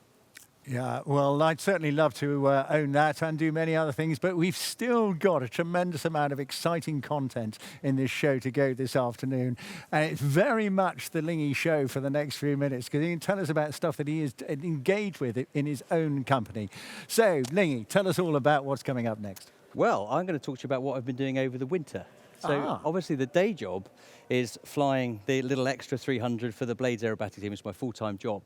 But of course, there's not been a huge amount of business over the pandemic restricted times for that to occur. We can't fly passengers during the lockdown, and we've not been doing any air shows, sadly. So to make myself more useful to the company, the Blades are owned by 2XL Aviation, our parent company. They also have a lot of other departments. And one of them is the oil spill response. So you may have seen on previous air shows the 727, the Oil Spill Response Limited 727, operated by 2XL. And we've got a bit of footage which was taken on a recent training sortie.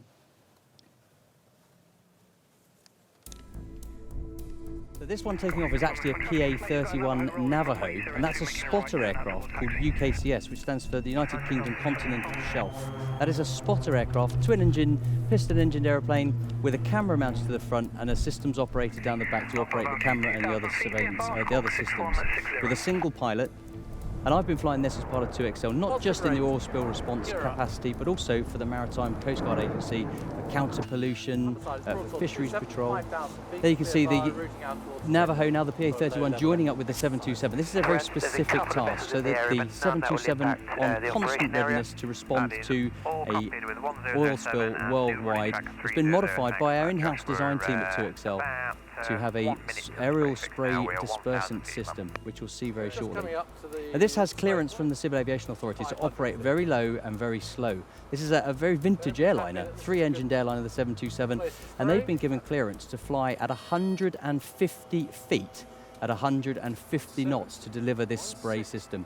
And the role of the spotter aircraft, that UKCS, is to fly behind, or actually to go out ahead and find the spill to direct the 727 in, and then to monitor the spray, which you can see now. There's the spray coming out of the Tersis system. That will go over the oil slick to then disperse the oil spill. It's filmed from the Navajo for the camera, the systems operator in the back of the Navajo operating the camera. You can see there the shadow. Look how low that aircraft is. The nose is very high. It's at a very high angle of attack for the slow speed it's flying. And an incredible thing to see from the air when you're flying next to it in a PA-31. Very low, very slow. And a very unique aeroplane. There aren't many 727s left in the world, and 2XL operate a pair of them on behalf of Oil Spill Response Limited to deliver that aerial spray dispersant. So that's one of the jobs I've been doing. Other than that, we've been over the sea in other Navajos, conducting a variety of tasks for the Maritime Coast Guard Agency 24/7 as part of 2XL Aviation. So that's what I've been up to over the winter. But now, summer is coming. Restrictions are hopefully getting lifted. I'm back in the cockpit of my beloved Extra 300. Oh, fantastic. I hope you're, where are we? We're over in this camera, no one here. You can imagine how much activity is going on in this studio. It's very bespoke and a great deal of fun. We mentioned the Triumph Bonneville, but of course don't forget the auction site and the donation button as well. But something a little more exciting also coming up next, I think, John. You've been playing with Cold War beasts again, haven't you? I have indeed, George, yes. Well, they say lightning never strikes twice. Well, at the ArmChair Airshow, it is this afternoon. And I was very lucky to catch up with the Royal Air Force's last operational Lightning pilot. We're here at the Gatwick Aviation Museum, just next to Gatwick Airport in Surrey. This started off as a private collection of aircraft in 1987, but it's now a museum open to the public. And one of those exhibits is the English Electric Lightning F-53. Now, this aircraft saw service in the Royal Air Force for 29 years and really was a Cold War warrior. The aircraft was the UK's only Mach 2 interceptor built and designed in the UK, and I'm delighted to be joined today by Ian Black. Ian, welcome to the ArmChair Airshow. Now, Ian, just stood in front of this aircraft. It's intimidating. What was it like for you when you turned up on the OCU that day? Intimidating. and I was lucky because I'd done maybe 1 or 2 flights in the Lightning as a passenger. And I'd come from the Hawk, but nothing prepares you for the fact that when you get in this, you've actually got to fly it. It's all very well sitting in a Lightning and having a passenger flight, but when you're sitting in a Lightning, particularly with an instructor next to you or right next to you, closer than we are now, it all becomes very intimidating. It's not like a little Harrier. Yeah. Now, no question, this aircraft is a masterpiece of engineering, but it was designed in the 1950s, so an analog cockpit, and of course this aircraft has incredible performance. Now, from a piloting perspective, you had to be on your game, didn't you? You did, and in various ways. I mean, one thing which was very important was instrument flying. So you definitely had to be on your game. You had to be on your game in terms of fuel management, because it burned fuel. Once you started the engines, you could watch the fuel gauges and they would just sort of, before your very eyes, they would start trickling down. But the way I look at the Lightning is it's probably the only aircraft in the sort of 80s still flying then that had a soul. And anything that came after the Lightning had no soul as far as I'm concerned. It was full of electric switches and fly-by-wire. Once you connected the electrical power to this, it was like a big umbilical cord that gave it its heart. Yeah. And then once you press the start buttons and the engines rotated, it was alive. And you were like taking a huge panther down a high street on a very, very short lead. And once you let the brakes off, the thing was just going. You didn't have to put power on to taxi. You let the brakes off, the power was at idle, and it was off. It was a beast to fly. Now, we know the Lightning for its remarkable rate of climb and of course its speed and its ceiling. Just give us some of your you know, your memories of how the Lightning was as a performer? Well, I think the Lightning has become a bit of a legend in its own lunchtime, really. And there are pilots out there who went to allegedly 80,000 feet and Mach 2.5 and all that sort of stuff. But the reality was that it was limited to 675 knots without the probe on. And I think it was 625 knots with the probe on, but for very good reasons. Because if you flew at 600 knots in the Lightning, you knew you were doing 600 knots. The noise, the feeling, the feedback it gave you, the fact you're in full reheat, the fact that the fuel gauges were literally disappearing before your very eyes, it just gave you that impression, seat of the pants flying at its best. Seat of the pants flying really, people talk about a tiger moth or seat of the pants, but this was, Mach 2 seat of the pants. Yeah. So it would go very fast, it would go very high. Personally, and I think I speak for most of the guys who flew at the end of the Lightning, not many of us went above 60,000 feet, which sounds a bit blasé, but we didn't go up to 70,000 feet or 75,000 feet, but it would happily perform at heights above 60,000 feet. I remember myself and one of the other junior pilots, we were doing formation, not close formation, but battle turns at 55,000 feet. And if you think about that probably could with a typhoon, but in a tornado, there's no way you could do stuff like that. So it was still very impressive. So tell us about the job that the Lightning had to perform for the Royal Air Force. As a Cold War interceptor, it was perfect because it would take off from the UK airspace, it would accelerate very quickly, it could pick up the radar contact maybe around about 20-25 miles on something like a Bear, and then you'd be taking out your mission to intercept it. I think in the 2 and a bit years I was in the Lightning, I never got scrambled for a live intercept. In terms of intercepts, I mean, every sortie in the Lightning was exciting. So every single mission we did, something happened. There was never a mission where you went off and just bimbled around and came back and went, yeah, that was good fun. You either had some sort of emergency.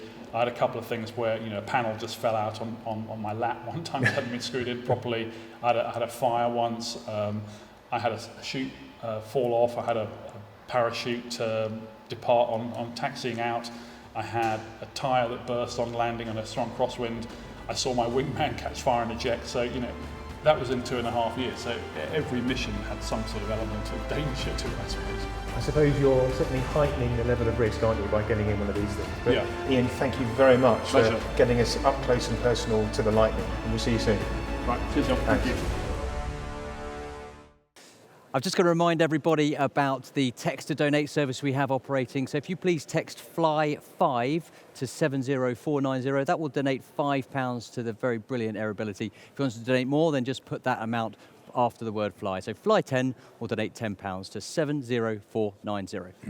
Well, thanks, Lingy. Yes, and a very apt reminder that is as well. We're over here at the moment. And of course, the other thing is a reminder of the number of people that have helped us mount this. You can see we're here in Hangar 2 at London Biggin Hill Airport, and tremendous support there. David Winstanley, obviously Colin Hitchens and Hannah Gray as well. But don't let's forget Aerobytes, a mainstream headline sponsor of Aerobility, and a big shout out there to our friends, the Foresters. But Bombardier, very focused here. Breitling, of course, we've mentioned as well. Hayward's Aviation, always at the root of all this, and you'll see on the side of the Aerobility aeroplanes there now mentioned there. Nats, we were talking to Brian Wheeler just a bit early on. R5 air displays. Now, we're going to be talking to Charles Sciera in about 10 minutes' time about the organisation of air displays, and of course the Jet MS and RS Group. But right now, relatively new to our family, although we've known the people involved, here's a word about Orion. My name is Edwin Bredikmeyer. I'm the CEO and founder of Orion's Aviation. We are the exclusive Pilatus and now Tecnam distributor for the British Isles, including Ireland, based here at Biggin Hill Airport in Kent. And I've been flying from Biggin Hill since 1994. Very passionate aviator, been flying all my life. And first started flying when I was 14 and then got my license when I was 17. And of course, I will always remember the first time I flew.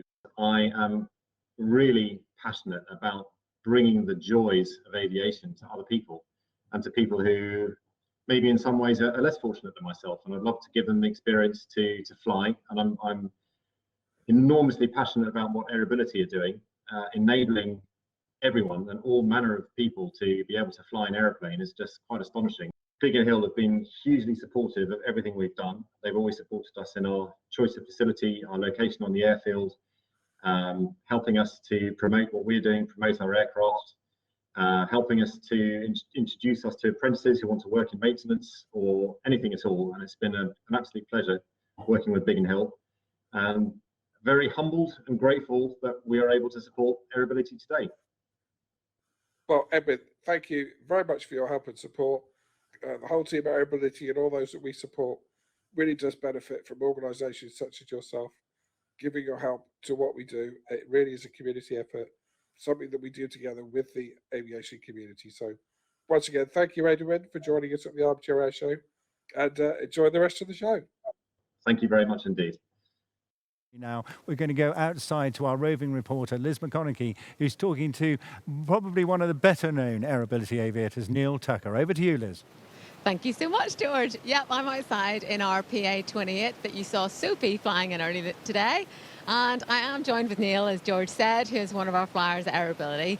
So first of all, Neil, if you want to tell the viewers exactly what your injury is. Hi guys, so I've got no left leg, amputee in the left leg, and my left arm is paralysed. So that's my main injury really, involved in a motorcycle accident in 2014. Fabulous. Well, not fabulous, Not but fabulous, thanks. it's good to tell everyone. Do you want a hand? We always have a bit of banter, don't we? So the next question, Neil, really is what challenges do you come across when you climb into this aircraft to actually fly? Well, the biggest issue is that every aircraft is different. So my medical says that I've got to be checked on every different type of aircraft that I fly. And everyone poses a different challenge, even from getting in or getting underneath it to check the fuel. But my main challenge is coming into land. You know, you're getting close to the ground, and that's unhealthy if you're uncontrolled. So I've got one arm, which has got to control my control column here. It's got to control my throttle, my flaps, my trim, my press to transmit. So I've got the one arm dance, what we call the one arm dance, and that goes on, and it's quite challenging. But thanks to Aerobility's training, I seem to be doing it well, reasonably well so far. Well, that's yet to be judged because you haven't taken me flying yet, have you? But he does promise that he's going to take me flying. Well, how do you feel about lockdown lifting and getting yourself back in the air? Well, it's really great, actually. I think that, speaking from my experience, I spent 6 months in a hospital bed in a single room in solitary confinement, and it just gave me a taste of what it was like for a lot of disabled people to be in lockdown. A lot of disabled people are in wheelchairs pretty much permanently, or they're in a room, and they experience lockdown every day without any respite. So I can totally understand how great it is to come back to the feeling of freedom.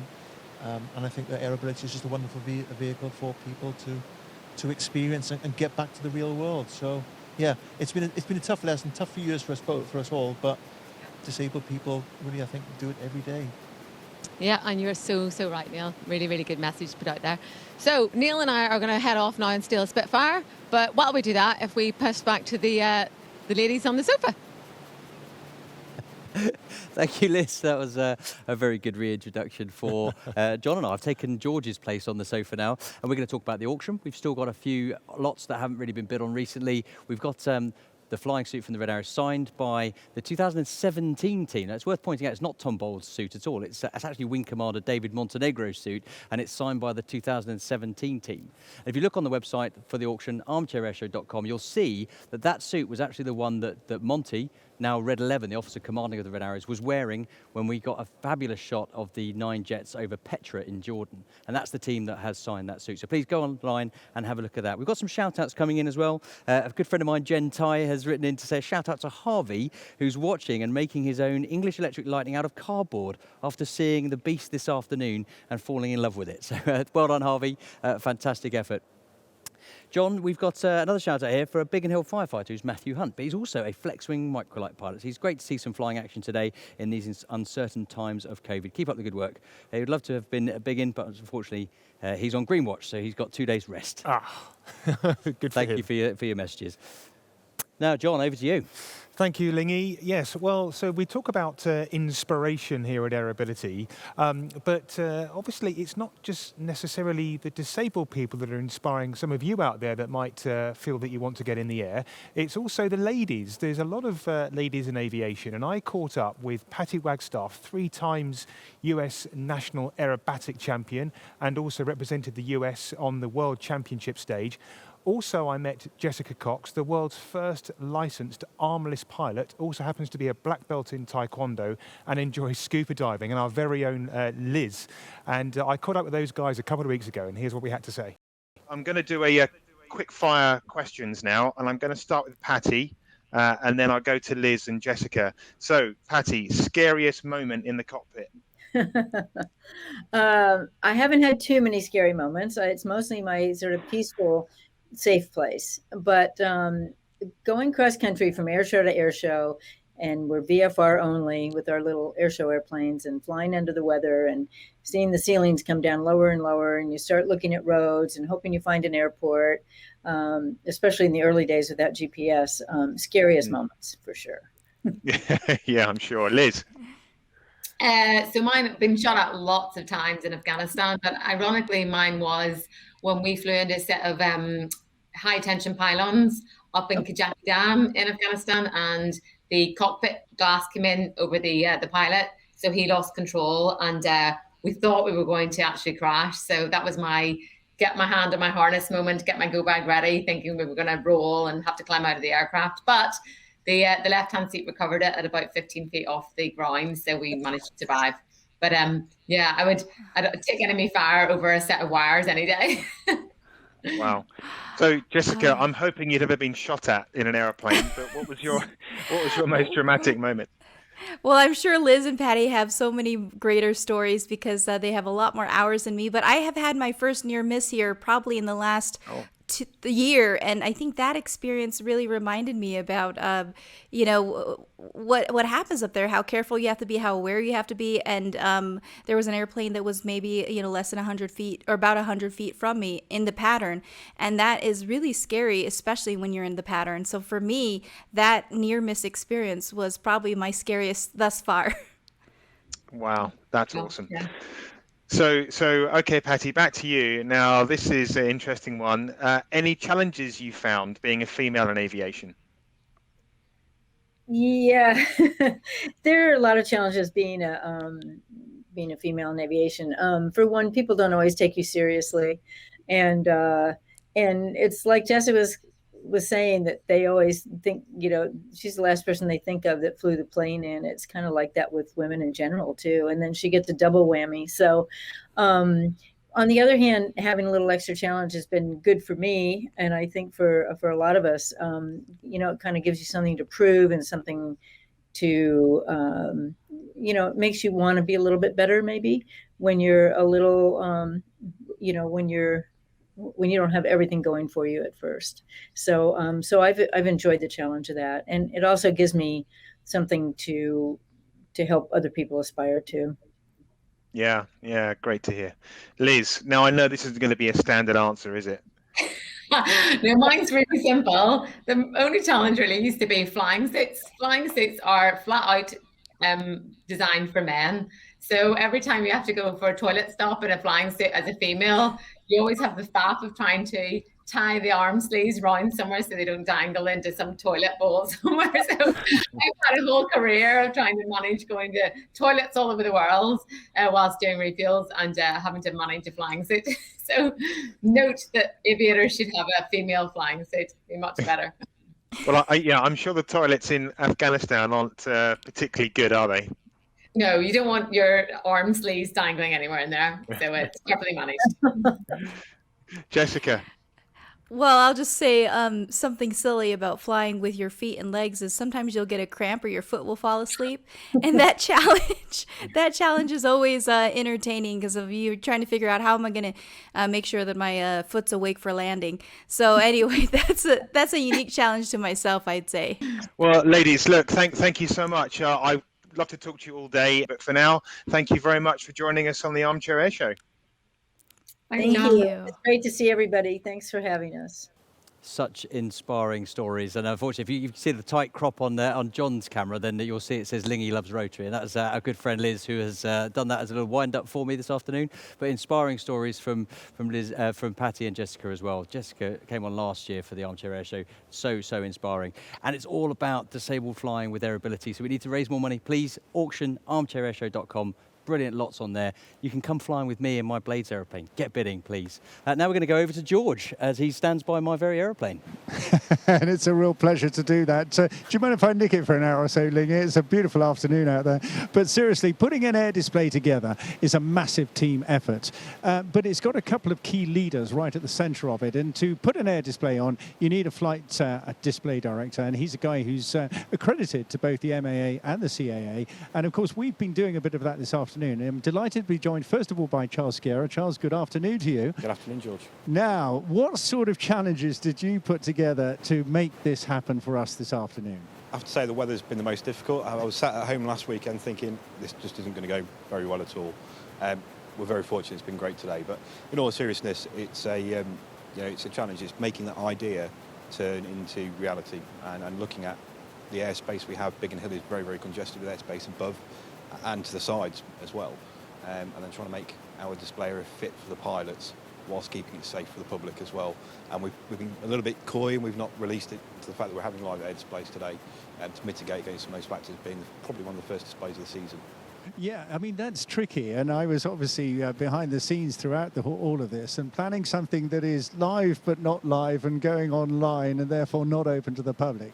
Very, very difficult indeed. But also alongside you, we'll maybe come back to you if you have a moment, Charles. Alongside me, Mike Stanway, who is the Flying Display Director for Cosford and also for Headcom. And I'm well aware of that, Mike. But COVID-19 environment, trying to run an air display this year, that's got to be tricky throughout the whole year, hasn't it? What's facing you? Well, what's facing us is that we would normally have the Cosford Air Show in June, so in a couple of weeks' time. But we'd already decided to push it back because of the restrictions into September. And we're still having issues trying to find the main bits and pieces you need for an air show. Things like toilets and barriers and that sort of thing. A number of companies are no longer with us and don't turn up. The flying side, we don't know how many pilots are current and able to fly, where in normal years they would all be current and ready and the paperwork would be up to date and we'd know who we could get hold of. So it takes much more effort, and things that you don't perhaps think about in the first place is accommodation. Normally we would be accommodated in the Telford University, but of course in September they're all at university. So trying to find accommodation for the pilots is proving difficult. But from the flying point of view, once you get into it, it's an air display, and the paperwork and the way you run it makes no difference. It is indeed. Now, putting them all together, very, very tricky. Very often I walk away because I do your job as well, and I think, how would I do that again? And let's go back to Charles for a moment. Charles, this is probably your first experience of doing it and integrating a flying display within an online production, which is broadcast worldwide. Any tips for doing this again next year? Plan early. That's it. Well, there's lots of lessons to be learned every time we do an air show anyway, and this one is no different. We've got lots of great ideas moving forward to make this even bigger and better, hopefully, for next year. So, top tip, tune in next year. Okay, thank you very much indeed. Well, we've got to keep going now. We've got a couple of other items for you, but just a reminder now as we roll another VT about all the marvellous work that this charity does and why your funds are so important.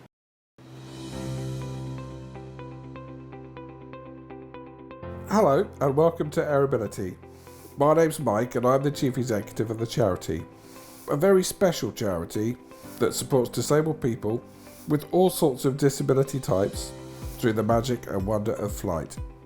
The feeling of being able to fly and once not being able to do it and now being able to do it is just amazing. The one thing that's fantastic about Aerobility is the way that there is no difference between people who are disabled and those that are non-disabled. Doesn't matter what disability you have, you can all be doing the same thing. I have Asperger's syndrome. It's just freedom pretty much in the airline. They were geared up for my physical impairment. I was a bit unsure as to how they'd react to me saying I was registered blind, but the minute I mentioned it, they said, yeah, that's no problem. I have to say a massive thank you to Aerobility because they turned my life around and they gave me that purpose back. They gave me that sense of worth again, and for that I'm forever thankful. We're here to support you, whatever your disability. So please do get in touch and we can help you get into the sky to experience the wonder and magic of flight.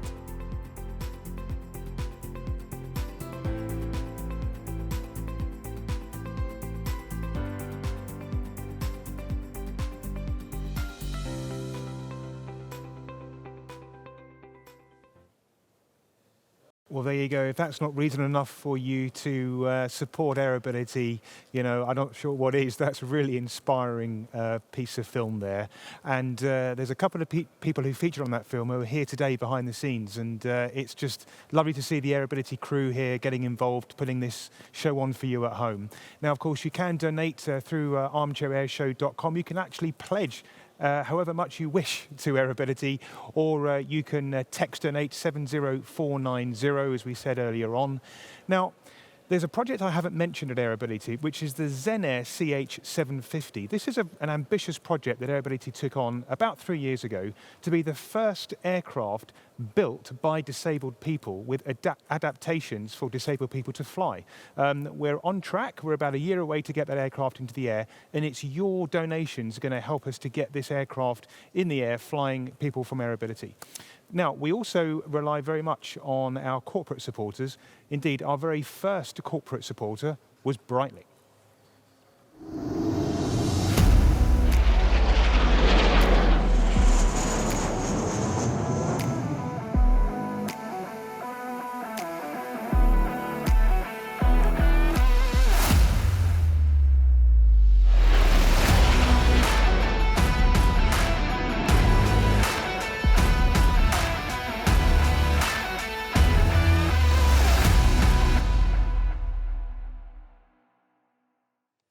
There you go. Thank you very much, Breitling, and some of my old chums there in the video we've got. So a few more shout-outs before we continue with the next part of the show. We've got a shout-out to Gordon, known as Ted Barrett, who's an ex-World War II from the RAF. He's the oldest CAA authorised pilot and engineer in the UK. That's from Roger Barrett. In fact, Gordon has just celebrated his 100th birthday. Not good weather, so he flew a passenger jet simulator on the day. So a very happy birthday to you, Gordon, and thank you for the message there, Roger. So that was the red arrows you saw in the Breitling video. Now, every display organiser's worst nightmare is the traffic jams caused by the red arrows closing the display. Of course, the team try and get as many displays as they can in the summer. So starting and ending a show is normally the best way to do that, to fit as many displays in as possible. We don't have traffic issues here at the ArmChair Airshow. We have no traffic, we have no crowd. So we're going to finish with the world-famous red arrows. Well, we've reached the part of the show where it is time for the UK crowd's favourite. It is, of course, the Royal Air Force Aerobatic Team, the Red Arrows. And I'm delighted today to be joined by Red 1, Squadron Leader Tom Bold, and Red 6, Squadron Leader John Bond. Gentlemen, welcome to the ArmChair Airshow. How are you doing? Yeah, great. And it's such a privilege to be here to join you from sunny Greece behind us. So, Tom, congratulations on getting the leadership of the team. That must be a real honour. It's a huge honour and a huge privilege. It's been such a difficult and turbulent year last year. So the rest of the team, so Reds 2 to 9, were all frozen, and I was the only one that has swapped roles. So all the winter workup and everything has all been about me this year, and the rest of the team supporting that. And it's been great to get to this stage. Yeah, that's quite interesting. A leader has changed, but the rest of the team has stayed the same. So how has that been from a wingman perspective, Bondy? The guys on the wing have probably had to learn slightly different inputs, but you know, for us in the second half, we've been quite lucky that we've been able to keep the show the same, and then add our own extra manoeuvres during the extra time we have during winter training. So it's been reasonably transparent. You know, the show will be different as it is from every Red One. So.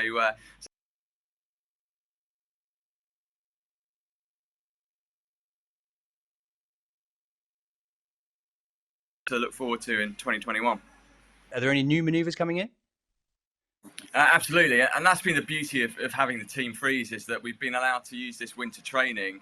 You know, some of the manoeuvres that we did in 2020 are sort of sacrosanct, and we've already worked those up. So it allowed us just to put some more of the advanced manoeuvres that maybe some teams who have a reduced winter training period don't sort of touch. So we did mirror flat in 2020, but we're able now to add the mirror roll. So hopefully we'll get some nice rolling days and full days in the summer to be able to show the mirror roll, which is a pretty unique.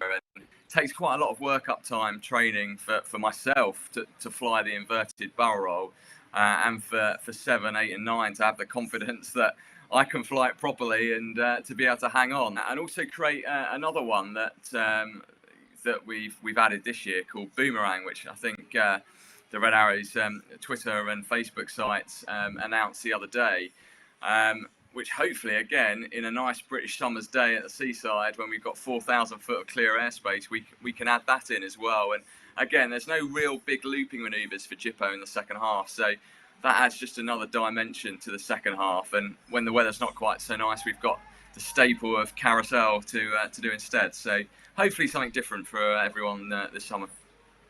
Back to you, Tom. Now, you've taken over as Red One. Just if you can tell the audience, when you were in the team before and since you left, what have you been doing in the interim, in that intervening period? Yeah, so I left the team at the end of 2017. I got promoted, went to RAF Valley and was teaching the next generation of fighter pilots.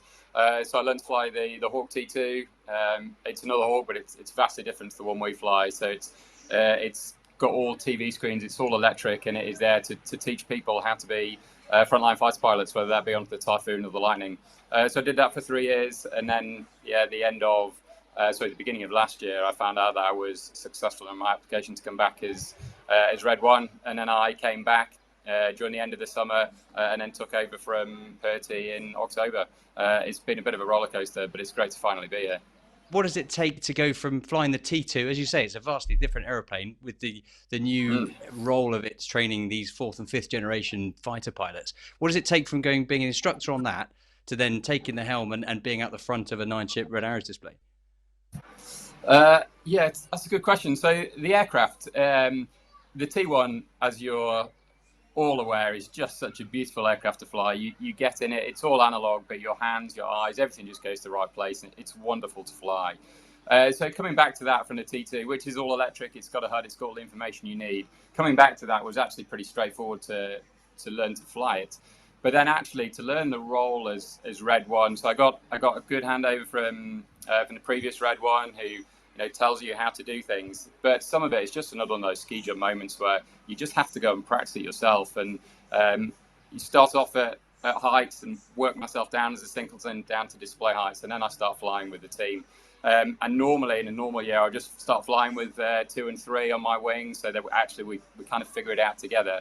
This year, because the team were experienced, they were the experts in their role. Actually, the first sortie that I did with the team, I just bolted the whole of Enid on, and we just went for it.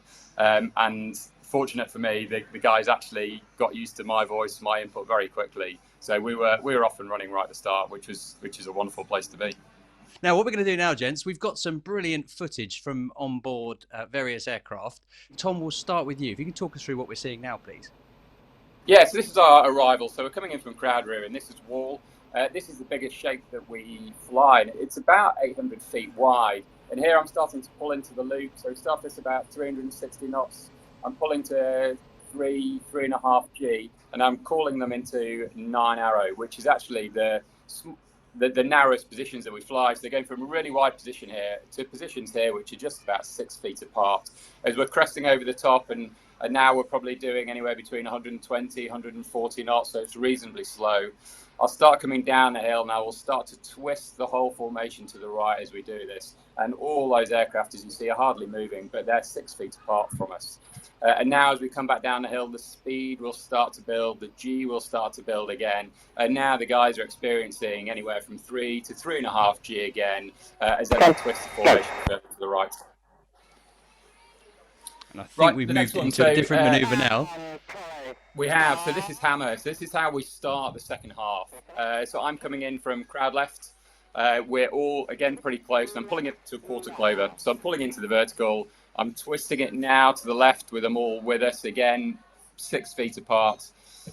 Slow speed over the top. And then as I come down, I should be right at the middle of show datum, show centre, and then as we come down through, we're now just all 9 aircraft are just going to fan out into hopefully a nice, graceful arena filling spectacle to start the second half.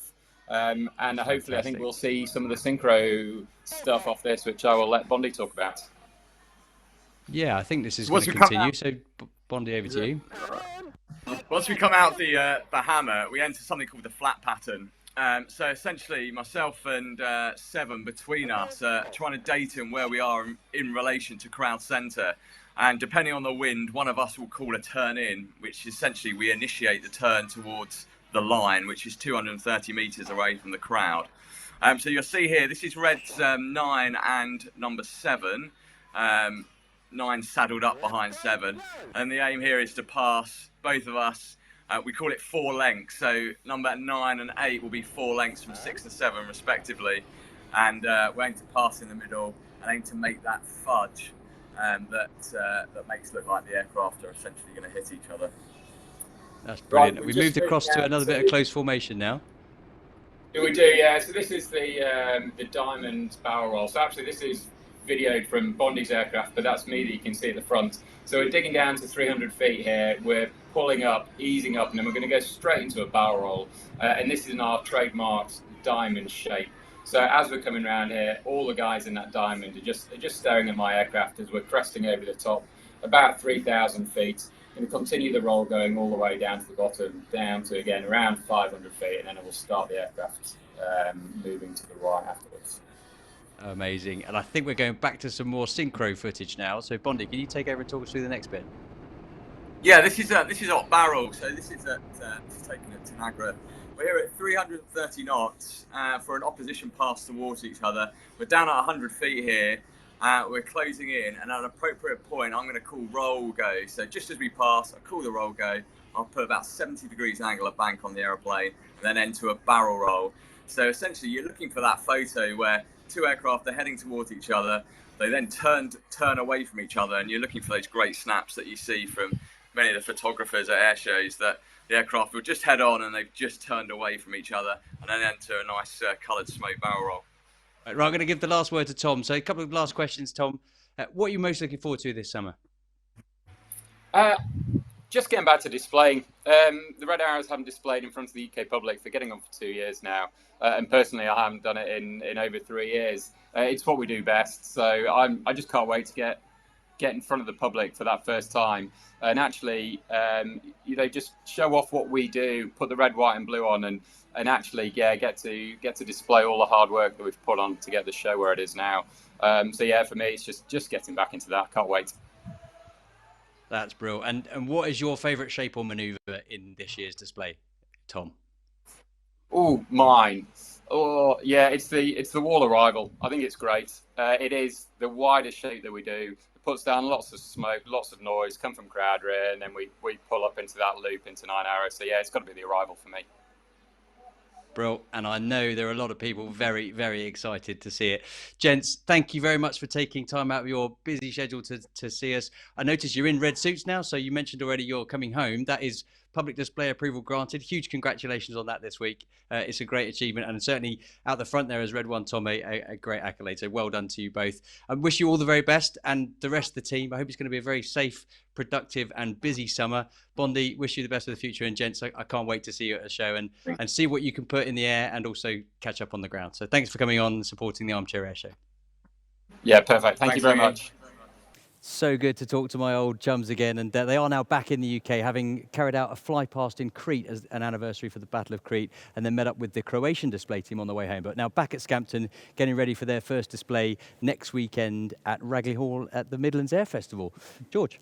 Well, thanks, Mike. And we're all looking forward to the start of a proper season here in UK of full air displays. Still going to be tricky, but what have we done today? I cannot believe that 3 hours has passed so fast, and we have pushed the boundaries on behalf of Aerobility this afternoon in this magnificent hangar, courtesy of London Biggin Hill Airport, and so many friends and family behind me. You can see us. But first of all, there are a whole load of thanks. But if I could just start with my co-presenters this afternoon. Liz McConaughey, our roving reporter, has brought a new genre of humour to this charity, and we've enjoyed every minute of it. Liz, your comments, your favourite moments this afternoon. Oh, Oh, just thank you so much for inviting me along to help out. I've had an absolutely great time, and it's just so nice to meet so many new people and just hear about some amazing aircraft. That's really, really good. Next year. Well, I think we're just definitely going to see more of Liz in the coming years. But of course, the two of us have been, or the three of us together, including Mike and John, have been chums for many, many years. And we could go on for another 3 hours chatting aeroplanes, but it's the charity that brought us together. John, your favourite moments and your connections this afternoon.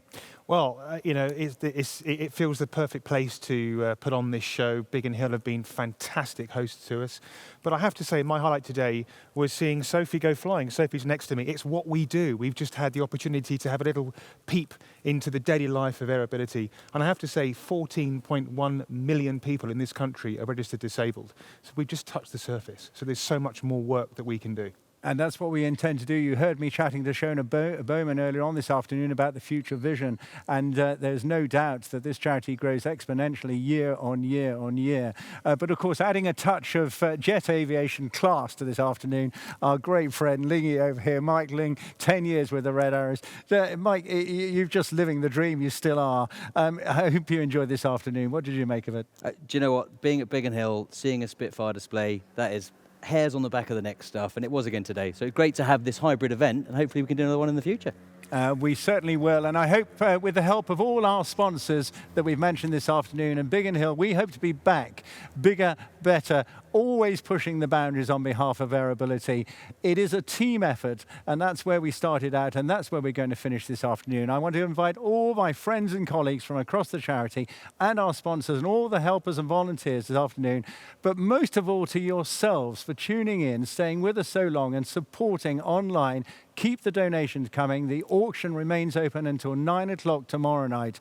We need your support. Let's go on this journey together. But right now, it's the end of the Armchair Airshow 2021. We look forward to 2022. Goodbye from me, George Bacon, and my fellow presenters, but mostly the team that makes it happen, Aerobility. Goodbye, everybody.